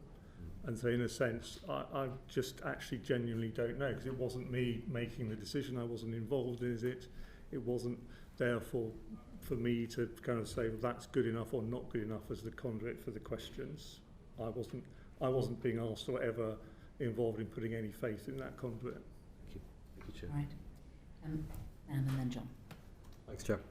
I mean, we've gone around this issue of due diligence, vetting, over and over again. I am surprised that you have never seen a DV report, but is that correct? The only papers I saw on DV was in my formal role as the permanent secretary in signing off the outcomes of appeals. So someone being refused has the right to appeal, and those papers would come to me, but they did not include vetting files. Aside from those appeal papers and the forms I filled out for my own vetting, I've never seen vetting papers.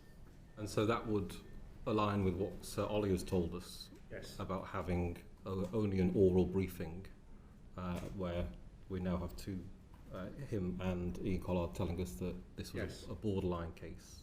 Yeah. Although, just to repeat what I said earlier, a case was never escalated to me in that way. And then what this committee has been led to believe, I think, that red flags and denials of clearance were part of this. So I'm just...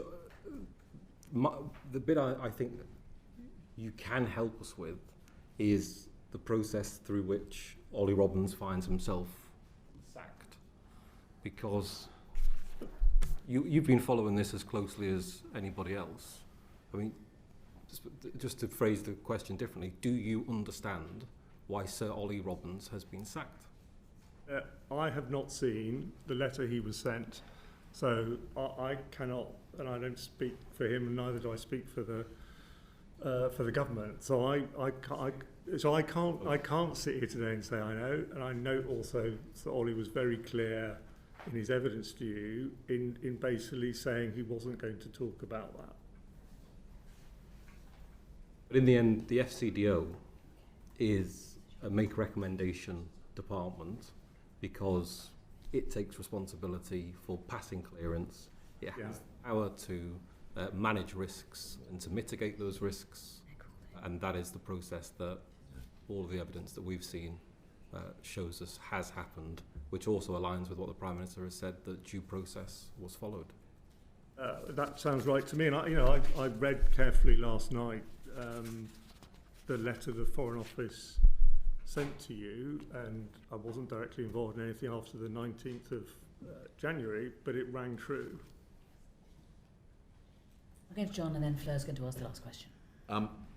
You'll be aware that a number of former very senior civil servants have spoken about how damaging this episode has been on the civil service. As a former very experienced permanent secretary and head of the diplomatic service, what is your assessment of how this has affected the civil service and in particular the diplomatic service?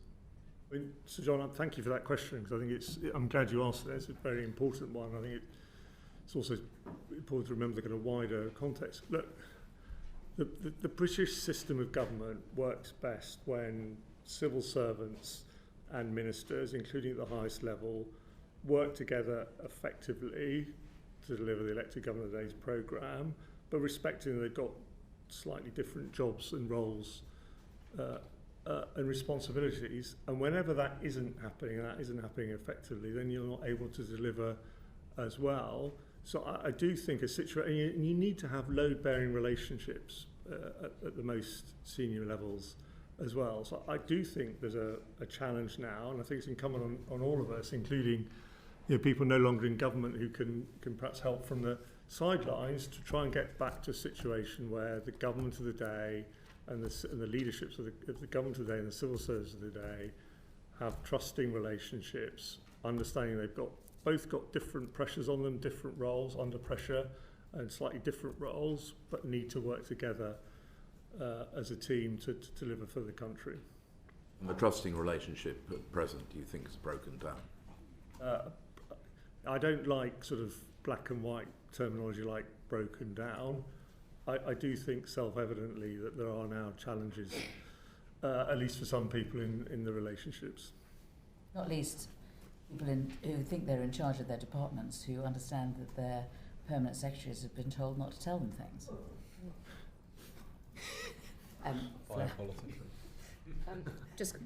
got one more question, one more piece of the puzzle, which is about going back to access talks that you held with what were then shadow ministers before the election. Did the issue of political appointments, the appointment of the ambassador to the US, or appointing Peter Mandelson come up in access talks? Would they have been recorded? Yeah, if you're asking to say were there records of if your question is were there records of access talks, the answer is yes. Okay. If your question is then, were these aspects recorded, I'm really sorry, but I can't actually remember the rules. But at the time, there was an absolute omerta around the contents of the access talks, and I'm going to be cautious, even though I'm no longer a civil servant, because I'm still bound by the rules about. So I'm reasonably confident actually the content of the access talks is rightly not something I can say to the committee, I'm afraid. But yes, they were recorded. Good. Thank you very much. Order. Now, if we can logistically, if Sir Philip is allowed to leave first, and then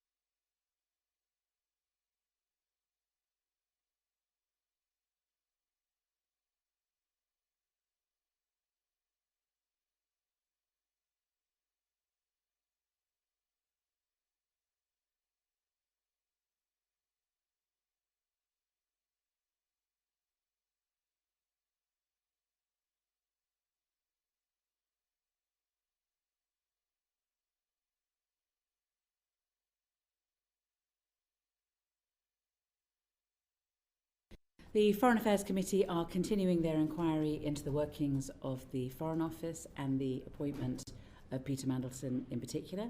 And we have just had a break, but we are now continuing our session with Morgan McSweeney. Thank you very much for coming. I understand, could you just introduce who you are? And I understand that there's a brief statement that you want to make before we ask you some questions. Thank you very much, Chair.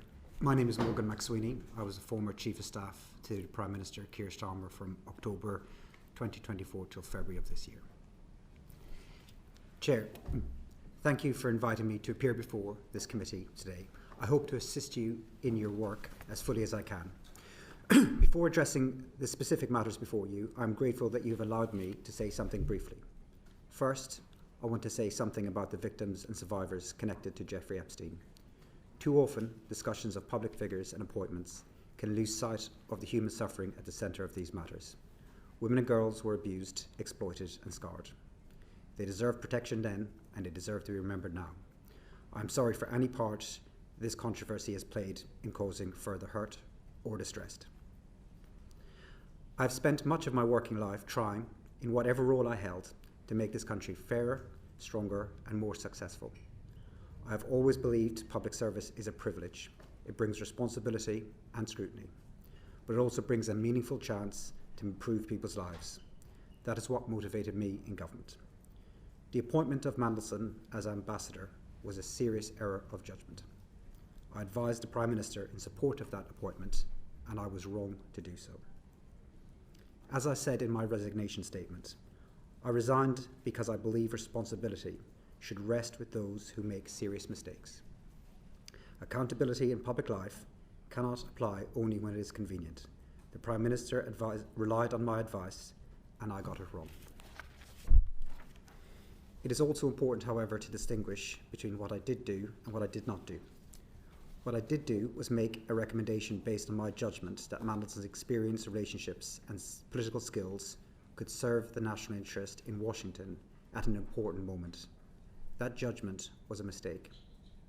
What I did not do was oversee national security vetting, ask officials to ignore procedures, request that steps should be skipped, or communicate explicitly or implicitly that checks should be cleared at all costs. I would never have considered that acceptable. These processes are in place to protect our national security.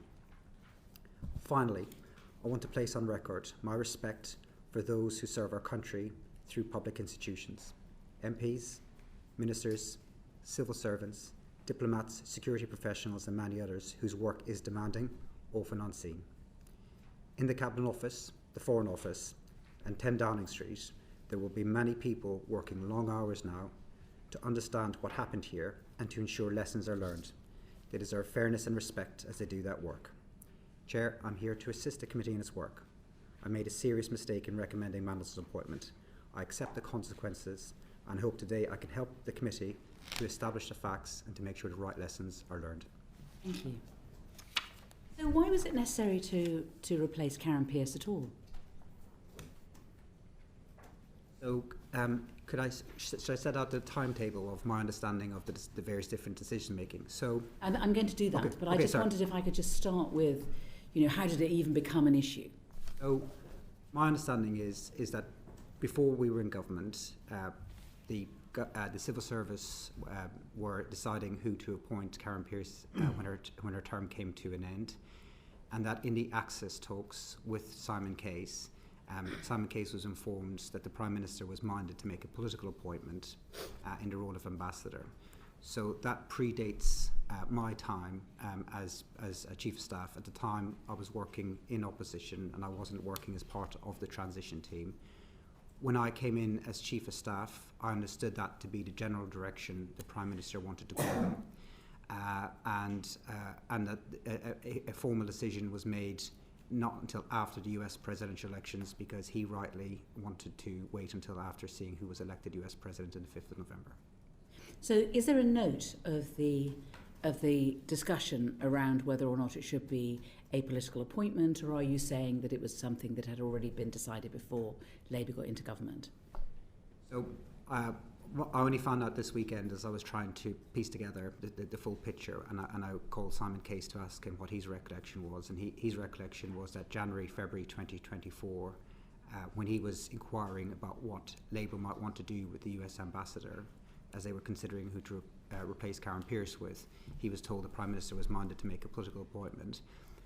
As far as I know then, the next decision was taken in early November, so the decision by the Prime Minister was formally taken in early November after the US presidential election.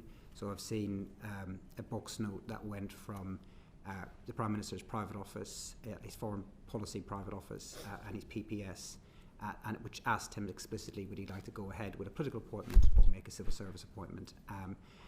I don't recall any conversation about that, and then the next thing is that he is requesting who could potentially fill that post. That's the box note of the 11th of November, which is on page 2 of the humble address materials, and it's a PS note to the Prime Minister. Yes, it talks about that the current ambassador to Washington has been making good inroads with the Trump team, and then talks about on timing of appointment and announcement. Talking about what the options are essentially. Yes, and I didn't input into that box note. No.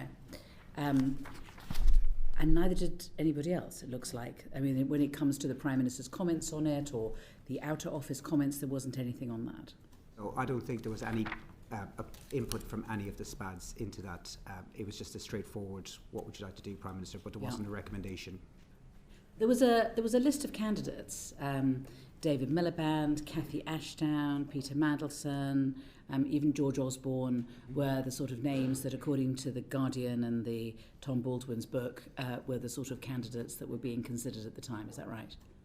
Those sound like the right names to me. I think that I don't recall there being much discussion ahead of the US presidential election. I think the Prime Minister wanted to rightly wait to see the outcome of that. I think if Kamala Harris had won that US presidential election, I don't think that Peter Mandelson would have necessarily been appointed, and he probably wouldn't have been. I think the Prime Minister started to seriously consider names after the US election.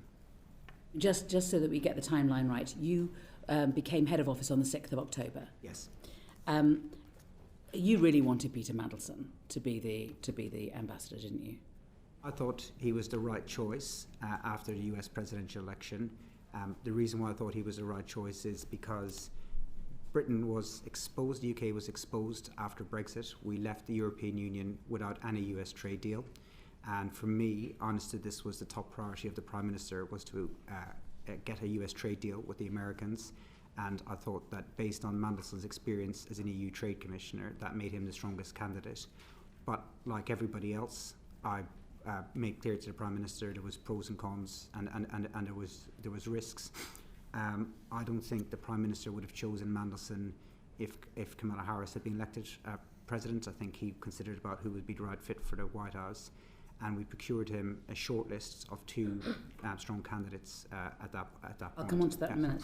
But I mean, you wanted. I mean, it was more than that. It was personal as well, wasn't it? I mean, he was your mentor, particularly when you became Chief of Staff, because you had no experience of the weird and wonderful world of Whitehall, but obviously Peter Mandelson did.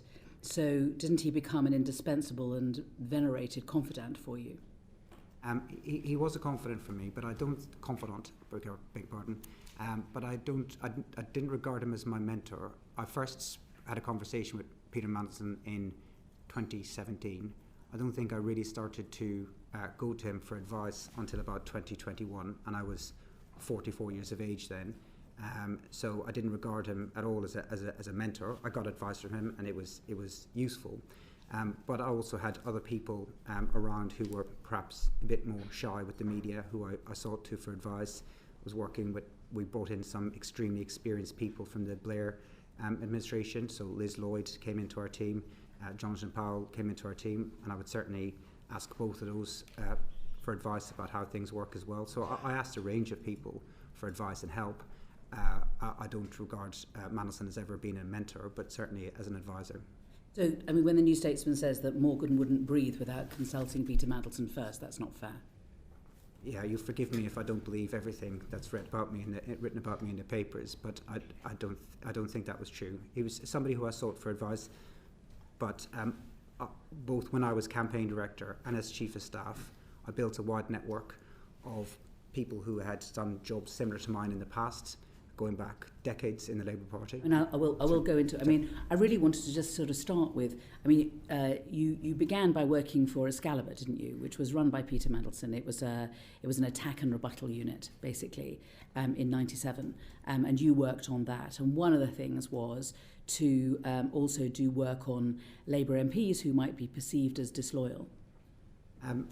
So, again, Chair, I'm glad that I can correct some of the records on this, because this is all a bit of a mythos here. This comes from the Independent. Yes. So I was an intern at the Labour Party in the 2001 general election. I was an intern. I was assigned to the attack and rebuttal team. So you didn't work in '97 for Excalibur? No, I did. So 2001 was your first time. Yes, that's right. Okay. And my job. And I hate to dispel the myth to maybe some people from different political parties about what Excalibur was, but all I did was glue bits of newspaper to A4 paper and scan it into a machine. Mm-hmm. It was. We've all done it. Literally, that was as sophisticated as my job got. The team wasn't run by Mandelson. The team was run by Spencer Livermore, right. And it included lots of future Labour politicians and SPADs. I never met or spoke to Mandelson in that election, and I didn't even report into who is now Lord Livermore. It was much more junior people that I reported into. And then what I wanted to ask you about was about the accounts in the I paper on the 4th of February 26, that Mandelson was helping to vet candidates, that he was given access to a secret Google spreadsheet of potential candidates, and that there was an off-the-books exercise. There's quite a lot of detail in the article about it, which tends to give at least an aura of authenticity to such reports. Mandelson had nothing to do with the selection or the vetting of any of our parliamentary candidates. I don't know what Google Doc the I is referring to. I'm pretty sure it wasn't a party document. I don't think that we kept... No, I think it's an off-the-books exercise. I think that's the point.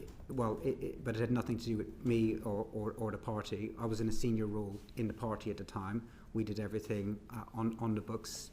There might have been other people compiling their own lists, but his role had no official impact on the selection of our candidates. Our vetting was done by a team inside HQ, and it was all to do with... it wasn't to do with political vetting, it was to do with inappropriate things they might have said or done prior to becoming candidates. And it was an NEC process to determine the suitability of potential parliamentary candidates. But Mandelson was not involved in the selection of our candidates. And there was a strategy document called Labour for the Country, which was written, I believe, after the Hartlepool by-election defeat. And is it right that Peter Mandelson had a big input into that? I mean, it's your document, but yeah, that he was involved in that too. So I wrote that document in February 2021, ahead of the local elections to the Prime Minister, because I believed there was challenges the party was facing that it needed to address, and I think Hartlepool showed the scale of the political challenge we had if we wanted to win the next general election. And I certainly asked Mandelson for input into that document, but it was my document. The argument was mine, but I also sent it to half the shadow cabinet. I also sent it to other colleagues, all the senior staff, or most of the senior staff in Lotto at the time. I sent it to, and a document like that where I'm trying to gather my own thoughts, I might send it to 10, 15 people to say, can you give me a view? People from all across the party.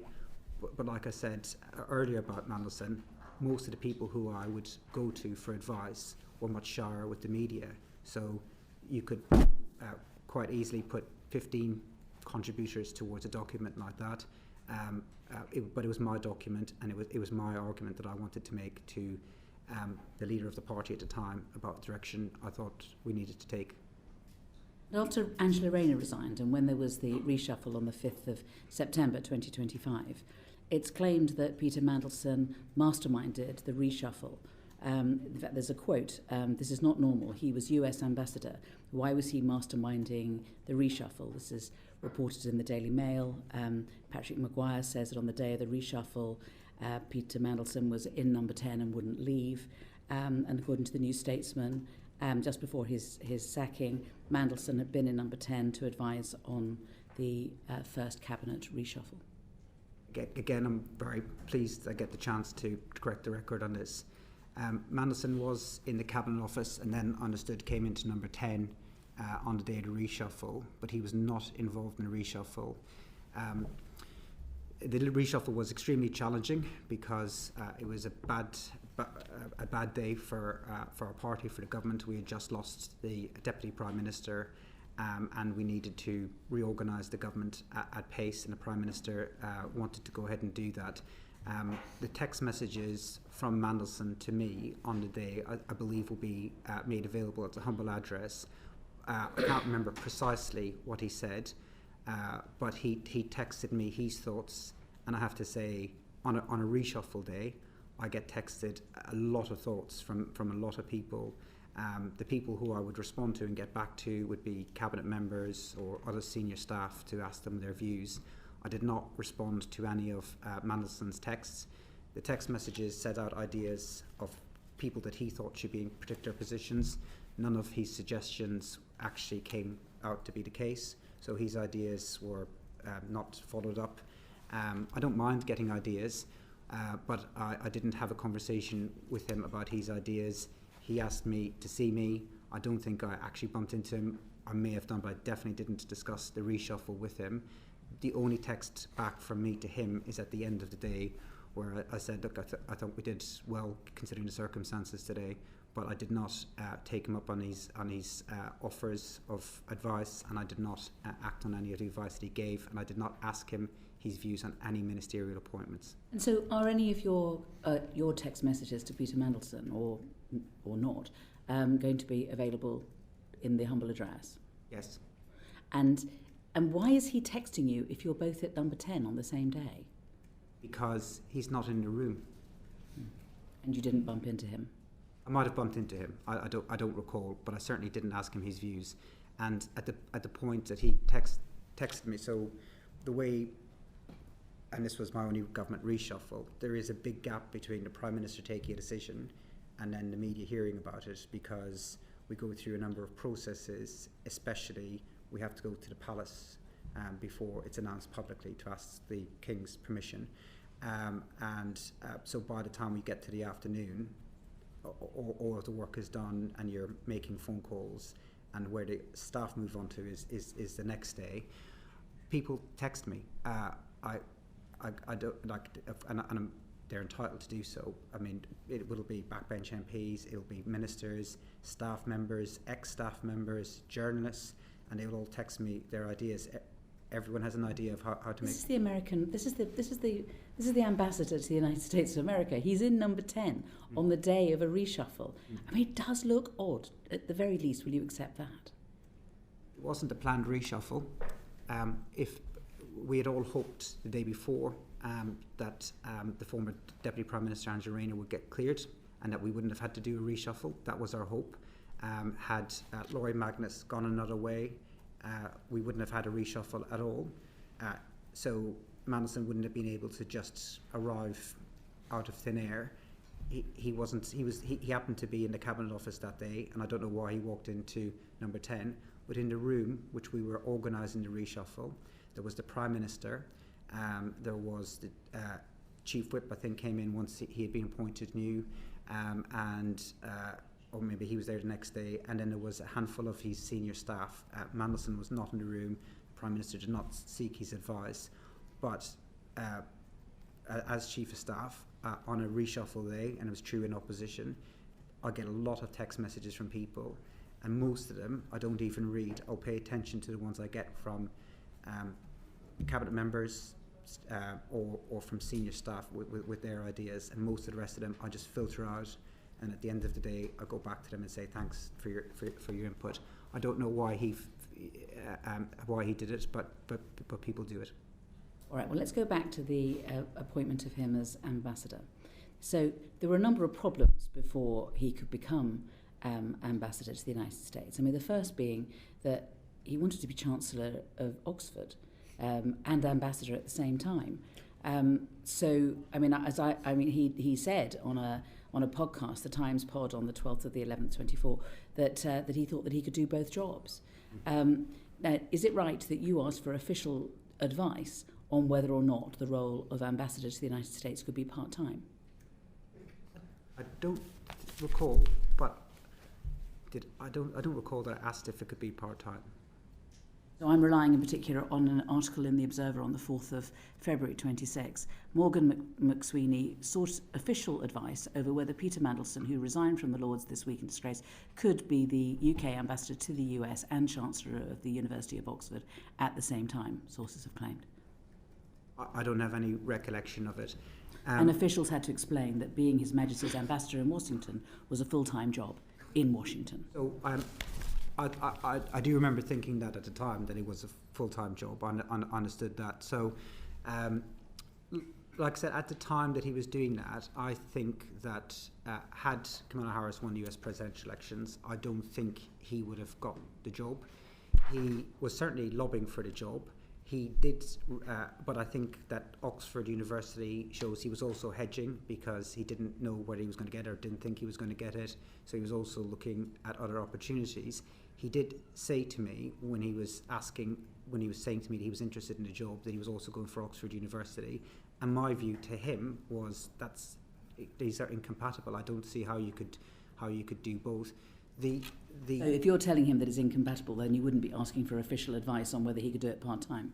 I don't think I would have, but I can't say for certain if Why wouldn't you remember something like that? I mean, it is pretty interesting. I can't remember doing so. So I think you're right. I'd remember it if I would have, but I can't remember ever doing so.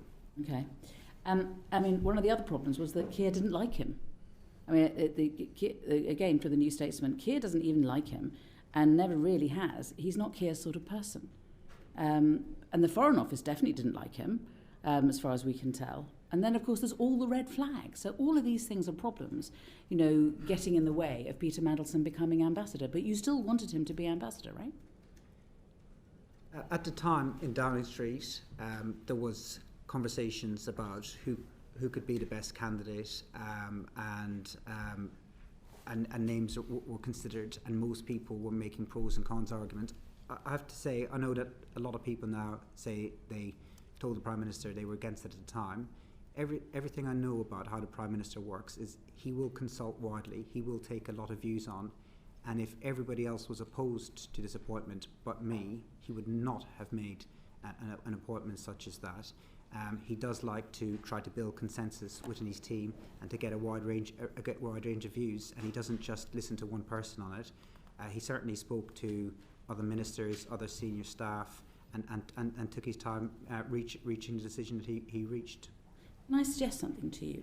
That you wanted him to be ambassador, and so what you did was you bided your time for the first 6 weeks after your appointment of head of office, and then you went for it. I mean, as Jonathan Powell has said, it was weirdly rushed. I don't think it was rushed at all. What I would suggest is that it was part of a strategy. It's used in warfare, it's used in boxing, it's used in political campaigns. You go fast and you go hard and you confuse your opponents and you get what you want. You appreciate that. I mean, you are an expert in strategy. I mean, that is a strategy that is used sometimes. That wasn't any strategy that I deployed. When I came in as Chief of Staff, we had big challenges in Downing Street. We had to reset Downing Street. We had a new PPS. One of my priorities was hiring more senior staff into the building because I thought we didn't have enough experience. We had a budget coming up. Most of my time at that time was completely immersed in the budget because I think from my recollection we were close to OBR deadlines. These were the kind of things that I was most concerned about, not who the ambassador was. When there wasn't detailed discussions that I remember ahead of the election because we were waiting to see who was going to be elected. So Trump is elected on the 5th of November. Yeah. And what I would suggest is that on the 27th of November, when Mandelson has not been elected as Chancellor for Oxford, it was at that point that matters began. And that so you had between the 27th of November and the 4th of December when the due diligence started. So it's very quickly after Mandelson is available as a candidate, we're doing due diligence. And we did due diligence not just for Peter Mandelson, but for another candidate at least as well. Is that Yes. right? Yes. And then we've got in between the 4th of December of due diligence being done and the 11th of December. And on the 11th of December, according to one of the box notes that we've seen, Mandelson's now the leading candidate. So what happened between the 4th of December and the 11th of December for Mandelson to become the lead candidate? What happened in early December? So I would disagree a little bit with the sequence of events. Before a consideration was given to who should be the political appointment, the first thing that had to happen was the Prime Minister himself had to decide that he wanted a political appointment or did he want to go ahead with a civil service appointment. I didn't write into that box note, I think... Neither did the Prime Minister. Well, I can't speak for what he wrote and didn't wrote. I can speak... You're in charge of his office. There's no note at any stage of, as far as we understand it, unless something, we're about to get something, of the Prime Minister making a decision that he wanted to have a political appointment. There's no note of that, or the thought process in relation to that. And then there's no note, oh, actually, I've now thought about it, I want Peter Mandelson. There's no note from the Prime Minister on that either. If I take each one of these decisions separately, the first decision he had to make was, did he want a political appointment or not? And I didn't write into that note that I thought that there should be a political appointment. He would have made his decision and he would have told his PPS what he wanted to do, and then his PPS said, now we need to procure candidates.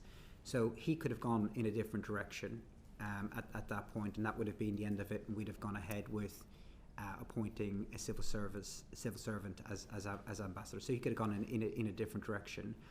I didn't have any strong disagreements with anyone in number 10 that I can recall. Like everyone else, I could see there was pros and cons in the appointment, and I worried that it would go wrong. So I didn't try to push anything through. We procured two strong candidates for him.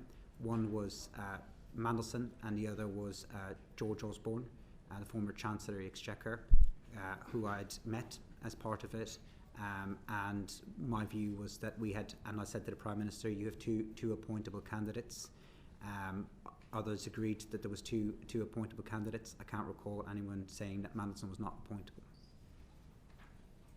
So what happened in early December was that you went to the United States and you went with Jonathan Powell. And as far as I understand it, when you were in the United States, you were given a clear message from the Trump team that actually they weren't keen on Peter Mandelson and that they wanted to have Karen Pierce hanging on. So, I mean, did you tell the Prime Minister that? And is there a note of you telling the Prime Minister that? So it's half right. So this is Politico, the 20th of the 3rd, 26th. They didn't talk to me about Mandelson. They made clear that Karen Pierce was doing a wonderful job, and that they would be content with her remaining in post. But I did, as part of the process, talk to Foreign Office officials that I knew, who also approached me directly as well. I spoke to people that I knew in the US system, and I got a wide range of views, and quite a lot of views were coming back in support of Mandelson as a candidate. As I said, if the Prime Minister was hearing overwhelmingly against Mandelson, he might have made another decision. But he was getting a lot of views at the time. He was listening to people. He does listen to his senior staff. He does listen to his ministers before we reach a decision. So I think if it was just me arguing for it, I don't think he'd have made that appointment.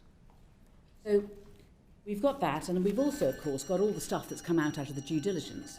And on the box note that I've been referring to on the 11th of the 12th, it says, Chief of Staff has discussed candidates with you, with the lead candidate being Peter Mandelson. So here he is, he's now a lead candidate. So how did you manage to persuade the Prime Minister that he should be the lead candidate, given what you'd heard in America, and given what was in the due diligence? So What I'd heard in America is mixed views. There were some people I spoke to there that You've told us that. that said that Mandelson was a strong candidate. My view is that he was the lead candidate because of his experience as an EU Trade Commissioner and the political skills that I thought he could bring to the table. No, because it's not your opinion that's important. It's the Chief of Staff has discussed candidates with you, with the lead candidate being Peter Mandelson. I mean, it is supposed to be the Prime Minister's decision, not your decision. Yes. It's a Prime Minister's decision. And the Chief of Staff has discussed Peter's relationship with Jeffrey Epstein, which we will go through with you, but your Director of Communications is satisfied with his responses to questions about contact. Do you think it's appropriate, when doing due diligence, for you as a friend of Peter Mandelson to speak to the Prime Minister, and for his responses to be measured by another friend of Peter Mandelson, Matthew Doyle? And for that information to be put before the Prime Minister as a basis upon which they can make a decision. So I agree, and I think that when I look back on it, I certainly think it would have been much better if I'd asked Pet to ask those follow-up questions. I guess my thinking at the time was I put follow-up questions to him in writing, and that if a senior member of staff did that he would feel more obligated to give the truth and the full truth. I didn't feel that I got that back from him, but it wasn't my decision. It was the Prime Minister's decision, and he saw the DV as part of that decision. And so between the 11th of December, when Mandelson's the lead candidate, and writing to the King and telling the King that, advising the King that this should be the candidate, what happens? Is there a decision made at that point that Peter Mandelson should be the ambassador? And where is the note to show that the decision was made and how the decision was made? So I'll try to get the times as best as I possibly could and dates, but you have to forgive me a bit because I don't have access to my number 10 diary or the Prime Minister's diary. So if I make a mistake, it's not intentional. No, it's fine. So I'll try to give you as best as I can. So I think three things worth saying. The Prime Minister will be talking to people at that time, saying, what do you think? Everyone will be giving him pros and cons. That's for sure. He will take a view based on a rounded view. Then the last meeting I recall, where he said, this is the direction I want to go in, was with Nin Pandit, Jonathan Powell and me and him. And then after that, and it might have been the same day or the day before, is when Nin Pandit wrote to Philip Barton to say the Prime Minister would like to make a political decision. So that was the last meeting that he had, and in that meeting he would have conducted that meeting the way he always does, which is to make sure everyone in the room has their view. And then what date did you say this was? I've missed it. This would have been either on the day or the day before, or a few days before Nin Pandit wrote officially to Philip Barton. So when Nin Pandit wrote to Philip Barton to say, can we begin the necessary arrangements and get Mandelson in place? We're talking like 15th, 16th, something 18th, about that. 17th, 18th. Yeah. So he would have had a meeting then. He would have said, right, what are we going to do here? Let me get your views. Okay. And then he'd have said, we're going to go with Mandelson. Okay. During those 7 days, was there an agreement between the Prime Minister, between you, that what you should do is tell the King, tell the incoming President, announce the fanfare, but all of it always knowing that it would depend on his vetting? And would it be whether it was so during when this meeting was happening? Is it like, well, we're going to do this and we're going to do this and we're going to do this, but obviously it's all dependent on vetting? So I wasn't involved in any decisions about when to tell the King. I'm not aware of those processes and when the appropriate time to talk to the King or communicate with the King about all of this. I don't think that we discussed that at the time, and I know Simon Case's letter has come out subsequently. I didn't see Simon Case's letter at the time, or I don't recall seeing it. I think it was directly to the Prime Minister rather than to me. And but it makes sense, doesn't it? I mean, you can't appoint somebody, let alone Peter Mandelson, without vetting him first. So it didn't jump out as a problem to me at the time. Even after the due diligence? even after the due diligence. And the reason why it didn't jump out to me, we had around about the same time, and again, I can't remember the dates, around about the same time, we made a political appointment for National Security Advisor in Jonathan Powell. And as far as I remember, we appointed him, and then we began the DV. I was appointed before I began the DV work, and that's what tends to happen. If he had then failed, then we wouldn't have sent him to DC. So it didn't occur to me to ask, because that's how I saw the practices being put in place. I think the Prime Minister is right in saying that shouldn't happen, and I think that he's now made a decision that won't happen again in the future. But there has As a strategy man, don't you think it's a bit odd? Let's at least look at it this way. It's a bit odd to, essentially, what you've done is you've briefed the press, you've told the King, you've told the incoming President, he started being paid, he's got his pass, all of these sort of things have happened, and then you do the due diligence. So at that point, due diligence had said, no, sorry, really, too risky, can't do this, and he'd... Imagine the storm. Sorry, no, due diligence had been done. DV. Sorry. DV. You're absolutely right. You're absolutely right. So yeah, it would have been very embarrassing for us. But can I just play an alternative kind of scenario? So at the time, it didn't jump out to me as a problem. We appointed, as I said, I got appointed before I completed all my necessary work. Jonathan Powell got appointed too. Before the necessary work. If Mandelson's DV had been a problem, it would have been an embarrassment for us. It would have been a much bigger problem for him. But there's an alternative scenario, which is that we had, say, we're going to do DV before we talk to the palace or before we talk to the US administration. The chances of, unfortunately, the chances in government of there being a leak anyway would have been a problem. Either way, if your lead candidate fails DV, it is embarrassing. But it's far preferable to pull that candidate at that point than to go any further. If that happens to your candidate and your candidate blows up and you have to pull them out, that's what happens. It's embarrassing to us. It would have been worse for him. But at the time, nobody said to me, "Hang on, before you announce anything at all, make sure that we do this DV first." Of course, if somebody had, I wouldn't have questioned it. I would have, but at the time, the agenda was that he is offered the job on the 20th, and he's supposed to be in Washington on the 20th of January. So that's just a month, and during that month, there's Christmas and there's New Year. I mean, all I'm suggesting is that this was part of a deliberate strategy to push this as fast as it could be in order to ensure that people could not raise any objections in the circumstances, because there simply wasn't time. No, I don't agree with that at all. If there was problems with his DV,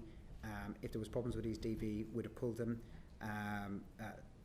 If we'd been told that he couldn't get the necessary security clearance, I've no doubt the Prime Minister would have pulled them. I mean, in the event, the Foreign Office couldn't complete the work until after the inauguration, but the timetable was being set by the US political calendar. We wanted to wait until after the US presidential election to work out who the candidate should be. And we did want the candidate in place by the inauguration, but it wasn't a big deal that he wasn't in place by the inauguration. He was in place, I think it was about 3 weeks later. This is my last question. So do you think that when the chance came for you to give Peter Mandelson his last job, you stopped thinking about what was best for the government? Really, you stopped thinking about what was best for the country, and you just thought, I want to give this great job, to one of my heroes, and it became an obsession. And it may be that the Prime Minister can be criticised for giving you this leeway, but it was a leeway that you abused, and you stopped thinking strategically. You closed your eyes to the risks. You didn't consult the necessary people, the Prime Minister, the Foreign Secretary. You railroaded this through as fast as you could before anyone could realise what had hit them. I don't think that's true. I certainly spoke to the Foreign Secretary a number of times. I have then Foreign Secretary. I have a very good relationship with the Deputy Prime Minister. I've known him for very, very many years, and I would certainly have spoken to him extensively at the time. I don't regard Mandelson as a hero. I think that's an exaggeration of the kind of relationship that I had with him. in every advice that I gave to the Prime Minister, hand on heart, I thought I was operating with a motive in a national interest. In politics, you over decades, you know a lot of people. I've had to, in 20 years in politics, I've had to fire friends from jobs. I've had to turn people down who were desperate for jobs, who were closer friends of mine than Mandelson, who really wanted jobs in Number 10, or people who thought they were going to be ministers, because I've always tried to operate in national interest. The amount of times I've had friends come in and see me or phone me who were really angry at me because they didn't get the job that they wanted to get. That's what politics is. You have to try and always operate in the national interests. Of course, you know people, and then you make judgments that in this case turned out to be wrong, incorrectly. I completely accept that, but it was this was not some heroes trying to get a job for. I thought that his skills as an EU Commissioner would help us to get the trade deal that I think the country needed, because we were very, very exposed after Brexit, and getting that trade deal right was very important. I thought he had the skills to do it. I made the wrong judgment. I completely accept that, but my motive was always in the national interest. Afri, you want to do a follow-up, and then I'm going to Sir John.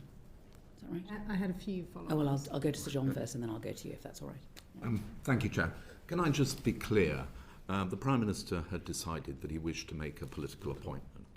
Was it you who first said, Prime Minister, I've got the perfect candidate, Peter Mandelson? I think the first person who put Mandelson's name forward was Mandelson.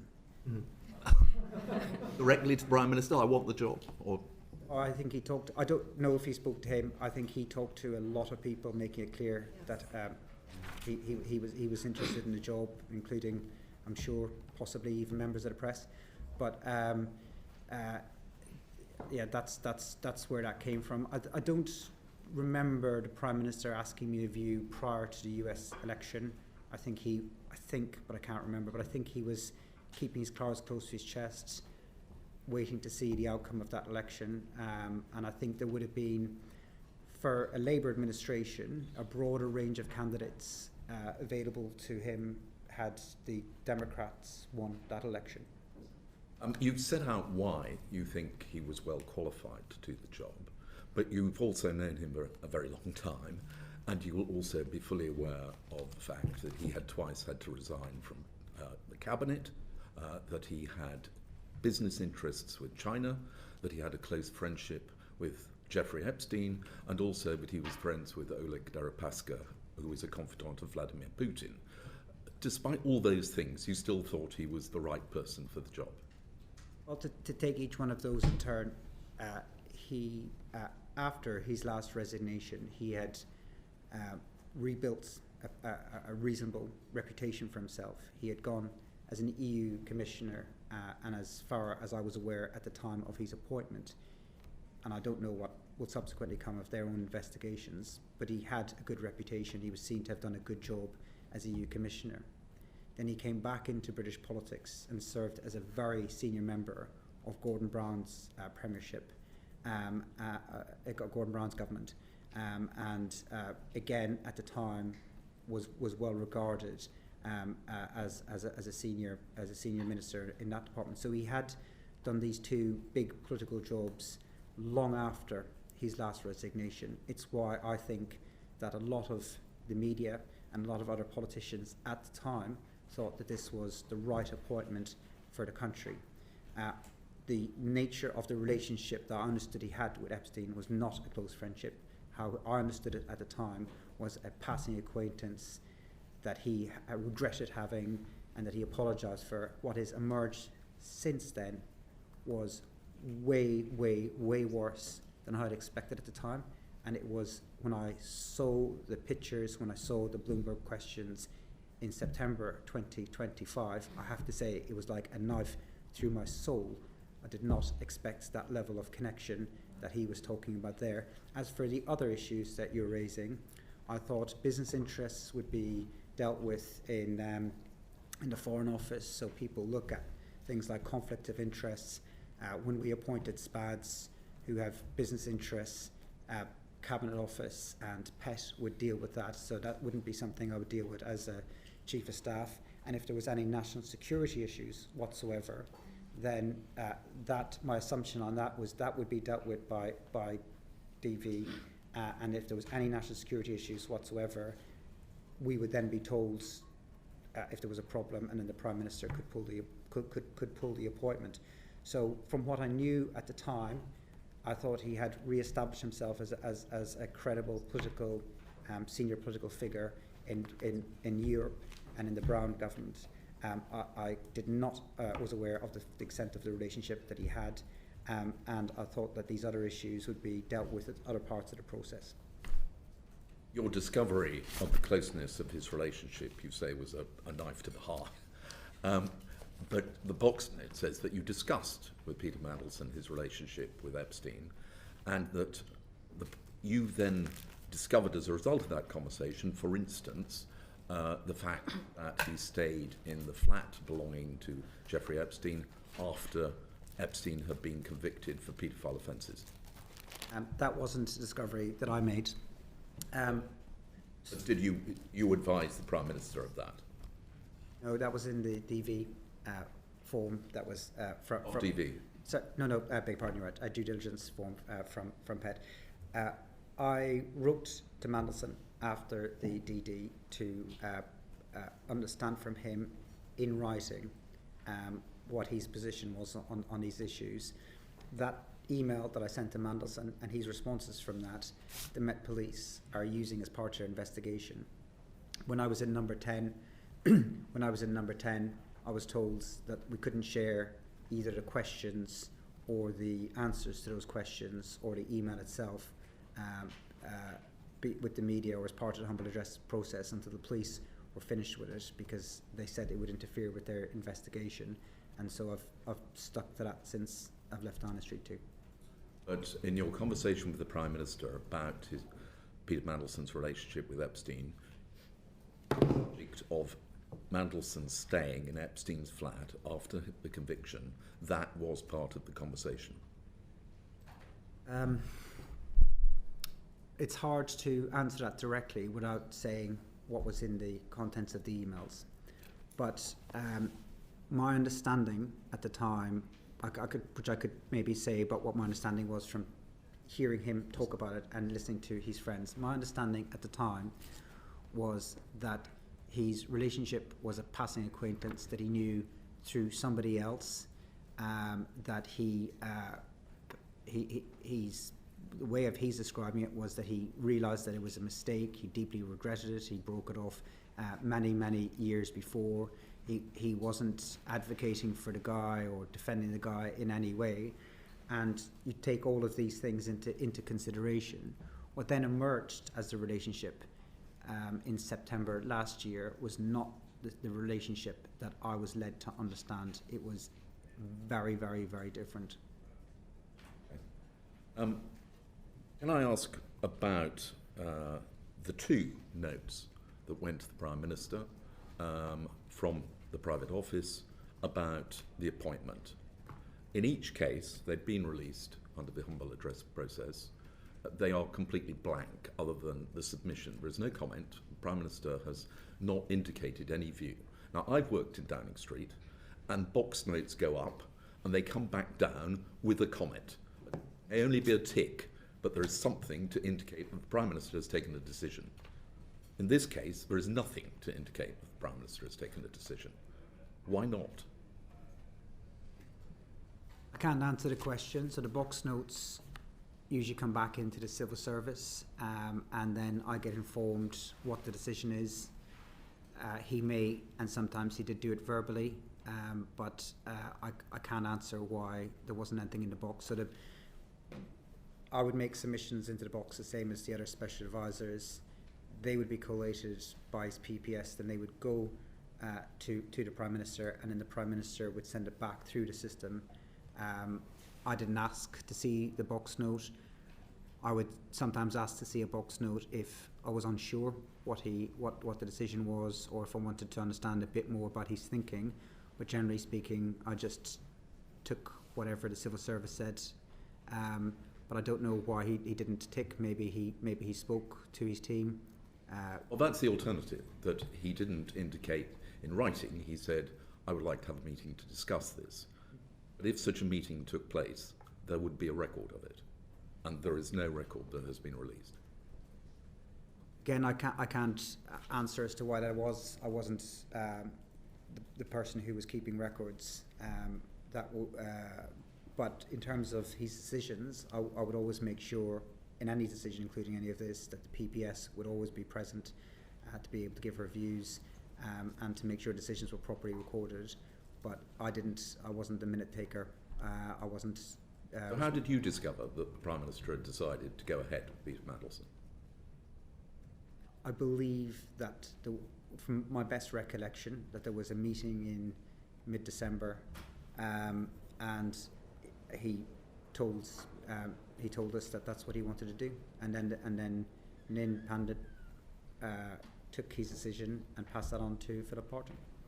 So a meeting took place, which led to the Private Secretary writing to say that that was the decision. Is there a record of that meeting? I don't know. I don't have access to that information anymore. It's just your job to make sure that the minutes are taken of meetings. No. No. So you're in charge of his office, but you're not in charge of there being any records made of any decisions made in the office. No, the civil service will take responsibility for that side of things. My job was to make sure that he had the political input. When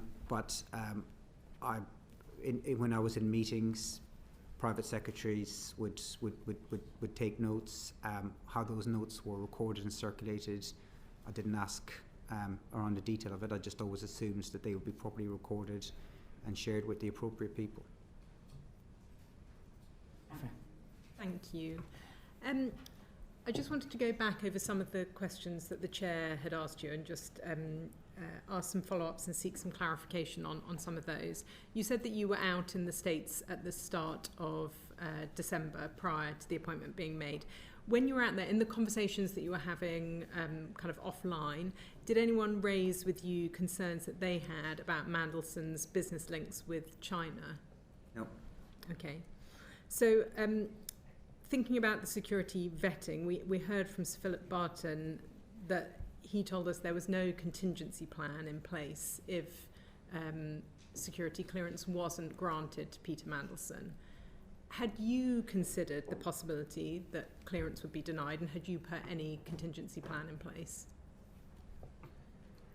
I didn't have a contingency plan in place, but I was always aware that somebody could fail security vetting. Was always aware that that was a possibility for any appointment that we made, yes. Aware, but did you consider it? Did you kind of actively think this could happen in this case? No, and if it had happened, we'd have withdrawn the ambassadorship. It would have been a political embarrassment, and then we'd have gone on with probably it's hard to guess. We'd have asked Karen Pearce, I think, to stay on probably, and then we'd have thought about what would be the next steps. You clearly felt that Peter Mandelson was the right person for the job. You'd recommended him to the Prime Minister, although you have said that you believe the Prime Minister would have sought a wide range of opinions. Despite the fact that you ultimately resigned over your advice to the Prime Minister, would you say that he was the person in full knowledge of all of the information who made the decision to appoint Mandelson to that role? He had all the knowledge that I had, but I don't know what other knowledge, and this is part of what this committee is looking at, what he should have otherwise have been told or not told, but he had all the knowledge that I had, yes. And that he was the one who ultimately will have made the decision, not being persuaded or kind of doing what somebody else wanted him to do? Yes, the Prime Minister takes the decision, yes. Okay. So Sir Oliver Robbins, who obviously is the former Permanent Under-Secretary at the Foreign Office, he has now lost his job. And the PM said when he was asked that he didn't accept the explanation as to why he overruled the verdict of security vetters, and that's why he sacked him.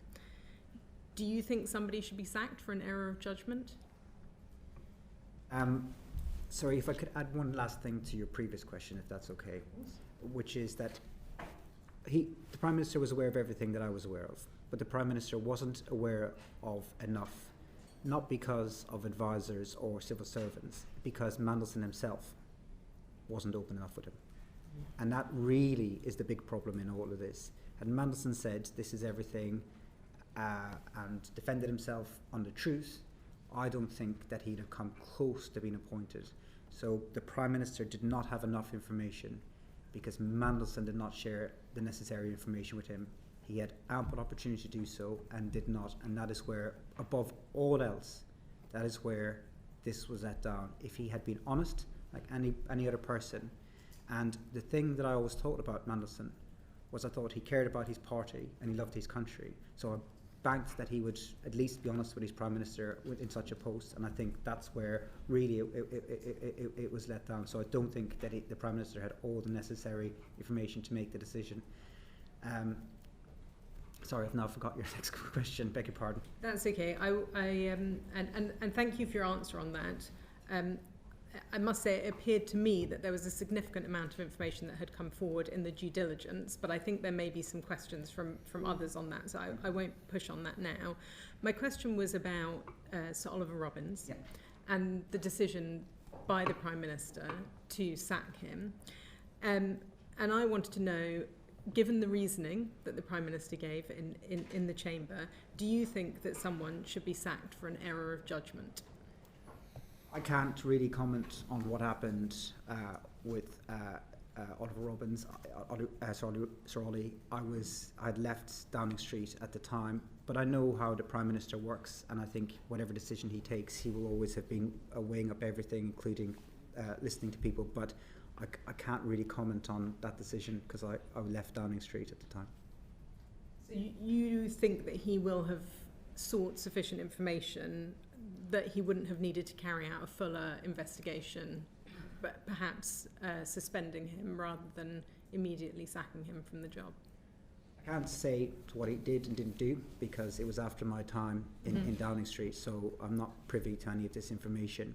But how the Prime Minister works, yes, I think he'd have got the necessary information before reaching a conclusion. And I just wanted to check, because you talked about the process that Jonathan Powell had gone through, as far as you understood, in terms of going through developed vetting before he took up the political appointment of being National Security Advisor. But I understand prior to that he was already a special envoy for the British Indian Ocean Territory. Would he not have had developed vetting in that role? I don't know. Okay. And just wanted to ask you a couple of final questions in relation to Matthew Doyle. We heard from Sir Oliver Robbins that the Prime Minister had inquired, as I'm sure you're aware, about a diplomatic role for Matthew Doyle.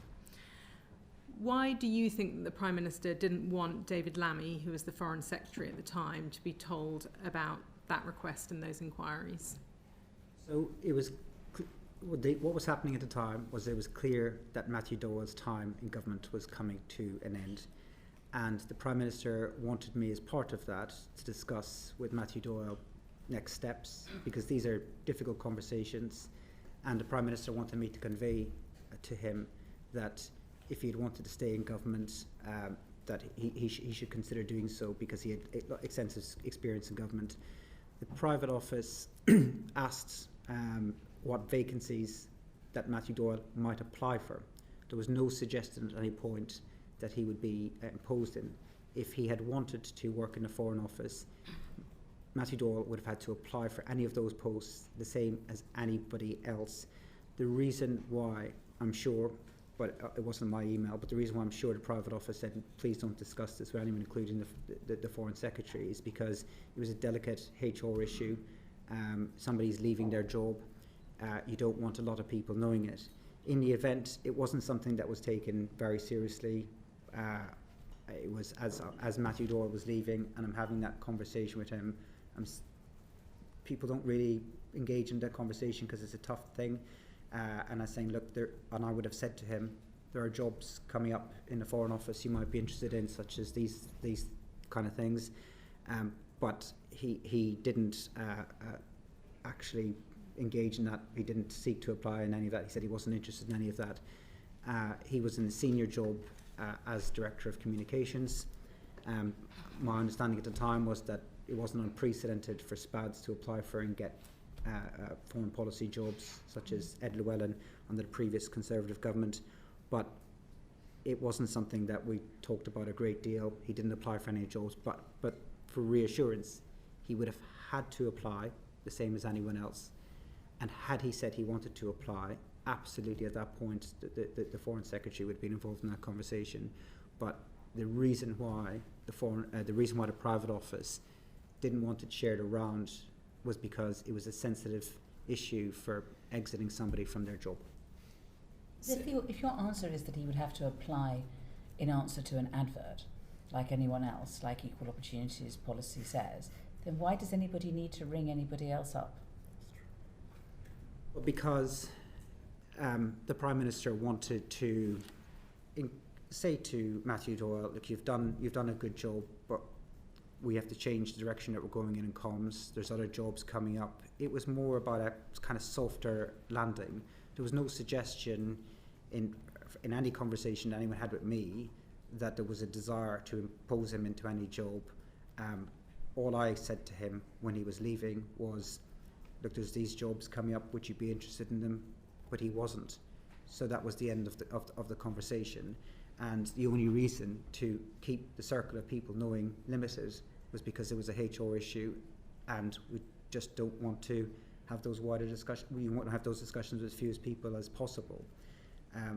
But I don't think this was a big conversation with anyone. I think it was all very, the Prime Minister saying, look, can you have this with him? Well, he wanted to, I mean, they are difficult conversations. He wanted Matthew Doyle to be able to land on his feet somewhere, and he wanted to encourage him to apply for the next thing. And then part of that is telling to people, look, there is time to move on, but there are other opportunities out there. So, I mean, you say it wasn't a big conversation, but obviously it went to the head of the diplomatic service, so that's quite a senior conversation to be having. In your answer, you say that you believe it was not told to David Lammy, the Foreign Secretary at the time, because it was a sensitive HR issue. Are you aware of any other discussions between Number 10 and the Foreign Office, the Permanent Under-Secretary, whether it was Sir Oliver Robbins or Sir Philip Barton, in which the Prime Minister on Number 10 asked for the Foreign Secretary not to be involved in the discussion? No. And would you say, how involved would you say that the Foreign Secretary was at the time in that decision to appoint Mandelson as the ambassador? He certainly would have had several conversations with the Prime Minister. I had conversations with him. I don't know who else he had conversations with. He was fine about it, wasn't he? Nobody was fine about it. Everyone could see that there was risks, and like everybody else, he would have flagged that there are risks.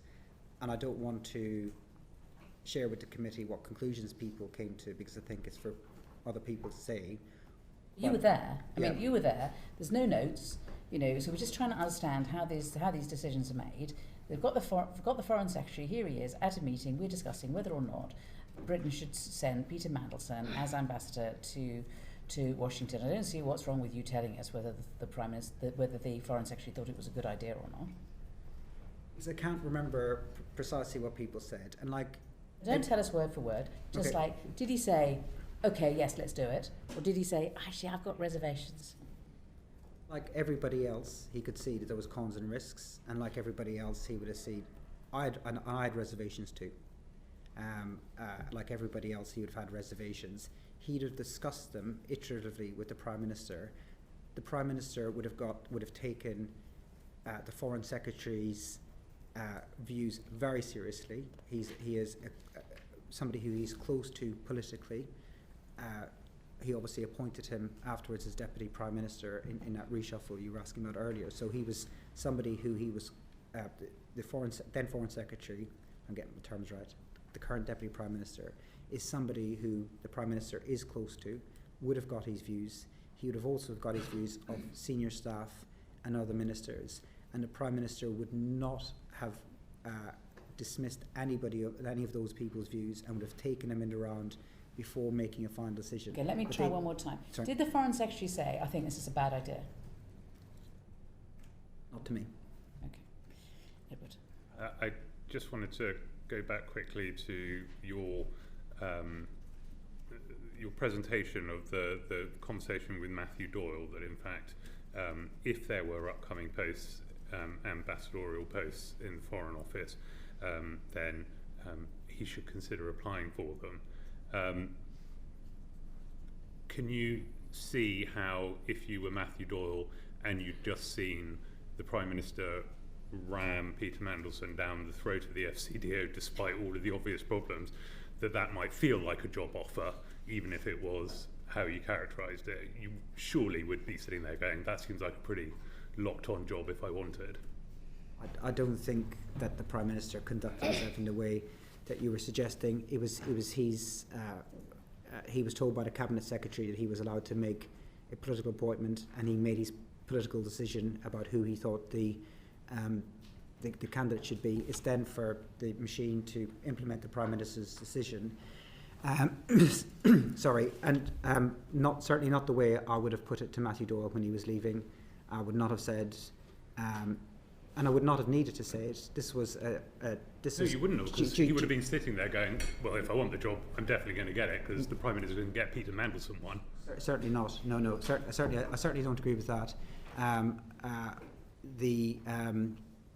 This was about a duty of care to somebody who was leaving, and saying to them there are other opportunities out there. In the end, he didn't ask for any follow-up on that, but I would not have said to him, we're going to move you from this to this, or whatever job you want is yours. Certainly would not have said that to him, and it was the same when other people were leaving too. You would say to him, look, there might be other opportunities in the future. But have you heard the phrase "jobs for the boys"? I mean, this is so far from any equal opportunities policies that I've ever heard of. I mean, don't you think this is a little odd or shameful? Well, the same was true if we had to exit senior women from the team as well. We'd have said to them, if you want to stay in government, and some did. But Matthew Doyle would have had. I don't want to. I'm just saying, we're talking about senior women. I mean, what job was she given, for example? Tsar of the Regent. So, Sue Gray's now in the House of Lords, but this isn't about. He wasn't promised a job, and had he applied for the job, then the Foreign Office would have considered his application the same as anyone else, and the equalities and all of the other necessary procedures would have had to follow in any direction. So he was. Sorry, Mr. McSweeney, that is not what Sir Ollie Robbins told us. Sir Ollie Robbins told us that Matthew Doyle's name was another one that was floated as a political appointee, which, given that when the Prime Minister politically appointed Mandelson, it was a lock, it would be fair to assume, if you're Matthew Doyle, that effectively the similar guarantee was being made to him. I wasn't asked to. I didn't send that email to him. It was the opposite, though, of jobs for boys. He was losing his job, and all I said to him was there might be other opportunities. It was never followed up, and I was not told by anybody, not by the Prime Minister or the private office, you need to go and promise him a job. It was just a simple duty of care conversation. You're leaving the job. There are other opportunities in the future. Do you want to explore them? And it was no, and that was the end of the conversation. Thank you, Chair. I want to take us back to a couple of questions that the Chair asked earlier in relation to Matthew Doyle. So on the 11th of December, the note to the Prime Minister, Director of Communications is recorded as saying that he was satisfied with his responses to questions about contact with Epstein. Matthew Doyle was the Director of Communications. Did you trust his judgment, given what we know about Matthew Doyle?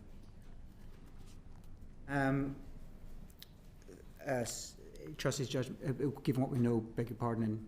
Do you trust Matthew Doyle's judgment in relation to that particular, that he was satisfied with his responses to questions in relation to his contact, Mandelson's contact with Epstein? So Matthew Doyle submitted his view into the Prime Minister, and it would be for the Prime Minister to decide whether he took that view on board or decided not to take the view on board. In terms of what I did, was I gave the answers, ran through the answers with the Prime Minister, but I didn't put a lot of weight on my own judgment on what Matthew Doyle thought at the time. Okay, so there was a fact-finding call between the General Counsel to the Prime Minister and Matthew Doyle, where he's reflecting back on some of the conversations there. It's noted there that Lord Mandelson is a personal friend of Matthew Doyle, and that he had a number of conversations with yourself, many of which were one-to-one, and there was quite a lot of back and forth, which resulted in 3 specific questions. What were those 3 specific questions? So they were all questions that came from wanting clarification around the due diligence report, and on the point of who should have been asking him those questions. It's my view now that we should have asked PET to ask those questions. What were the themes of those 3 questions? So they were questions in relation to the due diligence reports, but they are questions that the police have now got that email, and so does the government, and so does Number 10. But they've asked for, at the time I was in Number 10, I was told that the police did not want these questions or their answers released. They will be released as part of the as part of the humble address process, but when the police are finished with it. So until then, I don't feel that I can say what the questions were. Okay, and do you think that given the scale of the appointment that 3 questions were sufficient enough to interrogate Mandelson? I think if somebody is being honest with you, then the questions would have been sufficient. If somebody's hiding, then whether you ask 3 or 5, if they're deliberately hiding something, or however many questions it might have been, then I'm not sure you got to the bottom of it. For purposes of appearances, and public appearances are important in this, I wish and I regret that I didn't ask PET to carry out those questions, but I'm not sure that they'd have got better answers given how he was choosing to answer these questions. I'm not sure they'd have got better answers at all.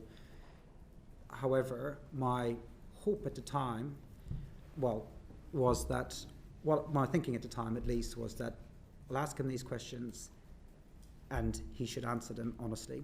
If he doesn't answer them honestly, I don't have investigatory powers, and neither would PET. But there was 2 other mechanisms that I thought might catch a problem. One was he had been such a public figure for so long and had media scrutiny, actually worked for the media, that if there was anything where he had said something to me that the media later uncovered, then there would be gaps. I also thought that DV would expose if there was any further risks, so I thought those were the other next steps where there was some safeguards in place. But if somebody isn't fully truthful about the questions they answer, then if there was been a different person asking it, or if they'd asked more questions, I'm not sure. It's hard to tell. We don't know. But with hindsight, I wish that I'd asked PET to ask those questions. Okay, Did you put those questions in writing? Yeah. Is your evidence that you put those questions in writing because you thought Mandelson was more obligated to tell the truth if he had to write it down? Yeah, and I had a record as well. So does that mean that you advised the Prime Minister that you didn't think that Mandelson had told you the full truth about Epstein? No, I didn't say that to him. What did you say? Well, you say that the Prime Minister thought, well, if there's a serious problem, the DV will pick it up. No, I didn't say there's a serious problem. The DV will pick it up. No. No, but I mean, either you thought that Mandelson was lying to you about Epstein, and presumably you told the Prime Minister that, or you thought, well, or the Prime Minister thought, well, okay, he's lied, but let's make sure, but the DV will pick it up, so that'll cover us at that point. No, I thought he had told the truth. I thought if he had written to me and set it out the way he did, that he'd have told the truth. That was a mistake. Right, so he'd lied before and then he told the truth when he wrote it. I thought no, I didn't think he had lied. I thought he had told the truth, and I thought, and that was the basis of which I thought we were going ahead. But I also thought, if I was wrong, if he had been lying, I thought he told the truth, and that's why I thought we should proceed. But I thought if I was wrong, and he had been lying, that might be picked up at DV. And whatever he wrote, he essentially assured you that it was that any allegations about him staying at Epstein's house once Epstein was in jail was all fine. Again, I don't think I can share the contents of the emails and the questions and his answers, but when he wrote back to me, I assumed wrongly that he was telling me the truth. Okay, so going on to another fact-finding call, this time with Jonathan Powell. He's recorded as saying that he raised concerns directly with yourself in relation to the reputation of Mandelson. You responded back to him saying that the issues had been addressed. What issues had been addressed? I don't recall that conversation. Like everyone else, Jonathan Powell was saying that there was pros and cons, but I don't recall that conversation. You don't recall any issues being addressed? No. Okay. So I'll take us now to areas of conflict of interest in the due diligence checklist. So you said earlier that nothing jumped out at the due diligence stage and that you weren't aware of the extent of the problem. Did you look at the due diligence checklist in detail that was provided? So things jumped out as a problem, but nothing jumped out as me a problem in the regards that we hadn't done the DV yet. So I assumed the DV process would happen following the Prime Minister's decision. It didn't jump out at me that it was public, that that's who the Prime Minister's preferred candidate was before we did the DV. On regards conflict of interests, my assumption was that would be picked up with the Foreign Office when he was being employed, because when we had SPADs appointed who had business interests, that would be picked up by the Cabinet Office and not dealt with at a political level. Okay, so in the due diligence checklist under professional financial relationships, it says that the retained role and interest in Global Counsel would have to cease, come to an end. Did you make sure that that took place, or at any point did you question that? I left all that to the Foreign Office because that's not my skill set or expertise. I wouldn't know how to even manage that. Okay, and then in relation to reputational risks, so again, earlier you referenced that nothing jumped out at the due diligence stage. Did you have the chance to read the 2019 report commissioned by JP Morgan? Sorry, just again, it did jump out at me this was a problem. What didn't jump out as a problem was that we had yet to do DV. So I can't recall reading it, no, but I recall thinking this is a problem and we need to ask some follow-up questions. Okay, so questions were asked in relation to the JP Morgan report, but not enough to cause serious concern. It wasn't the volume of questions. I don't think that was a problem. It was the nature of the answers and the lack of honesty.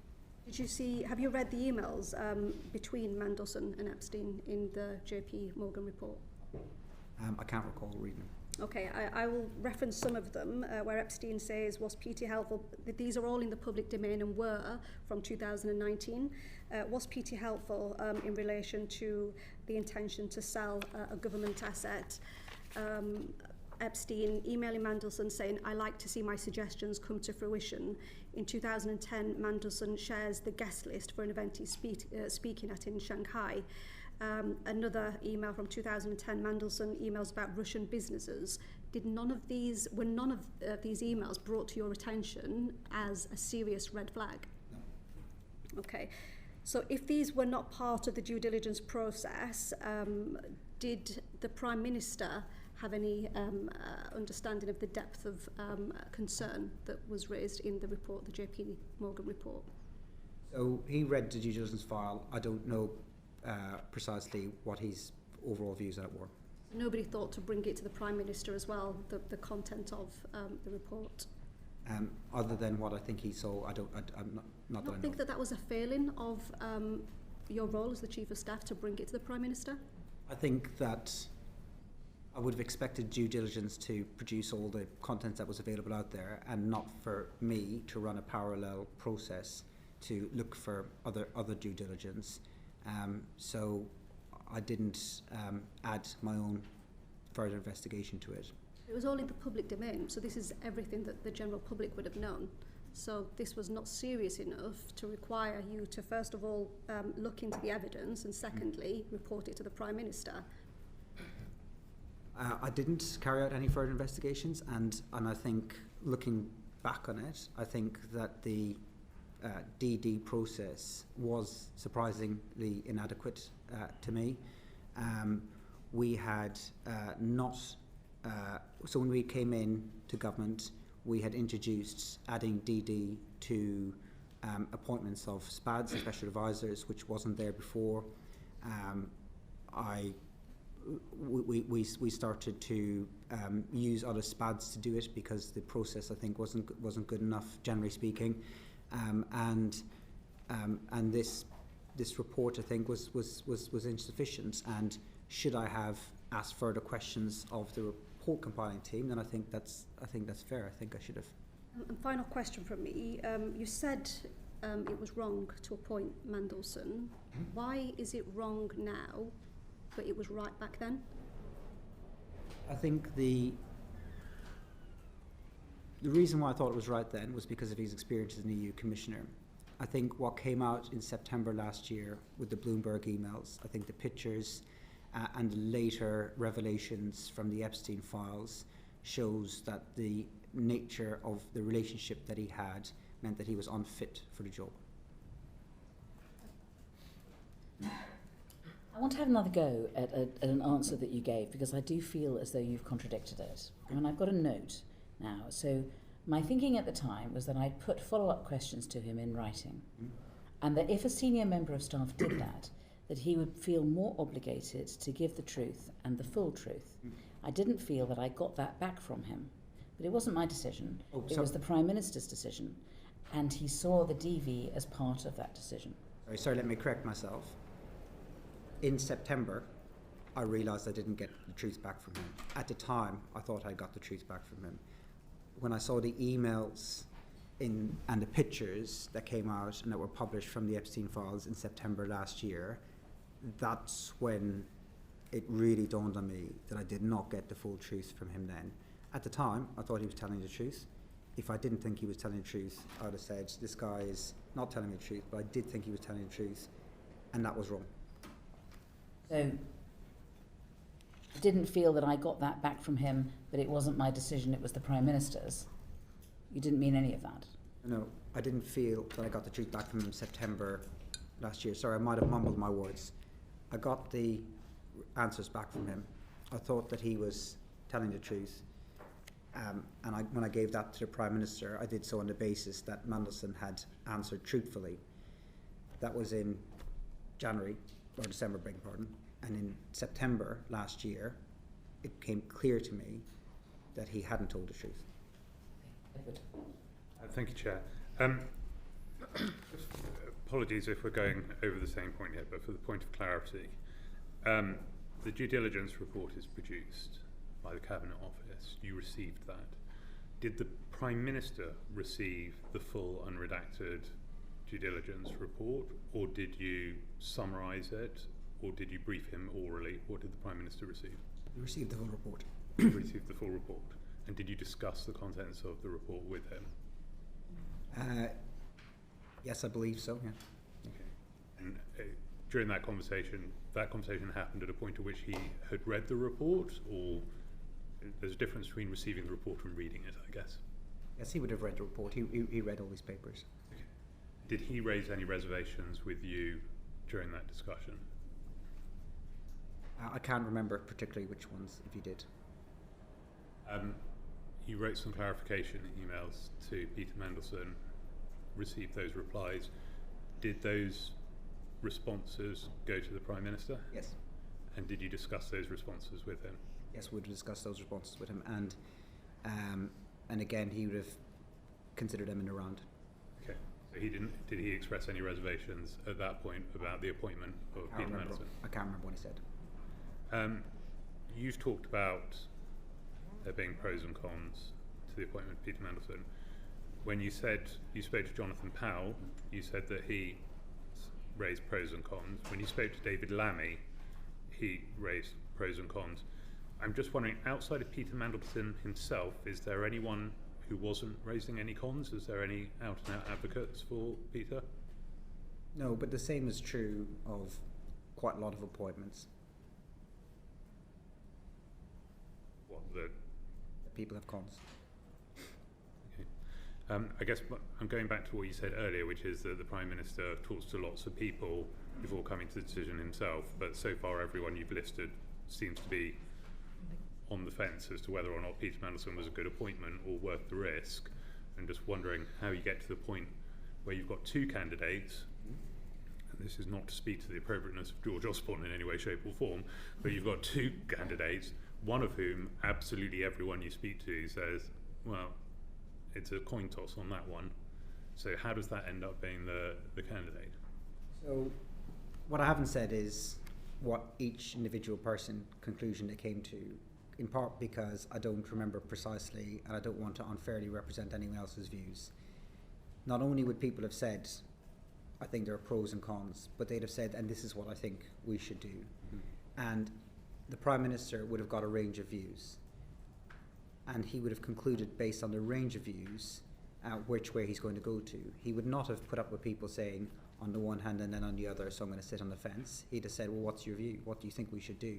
And then he'd have got all those views and reached a decision.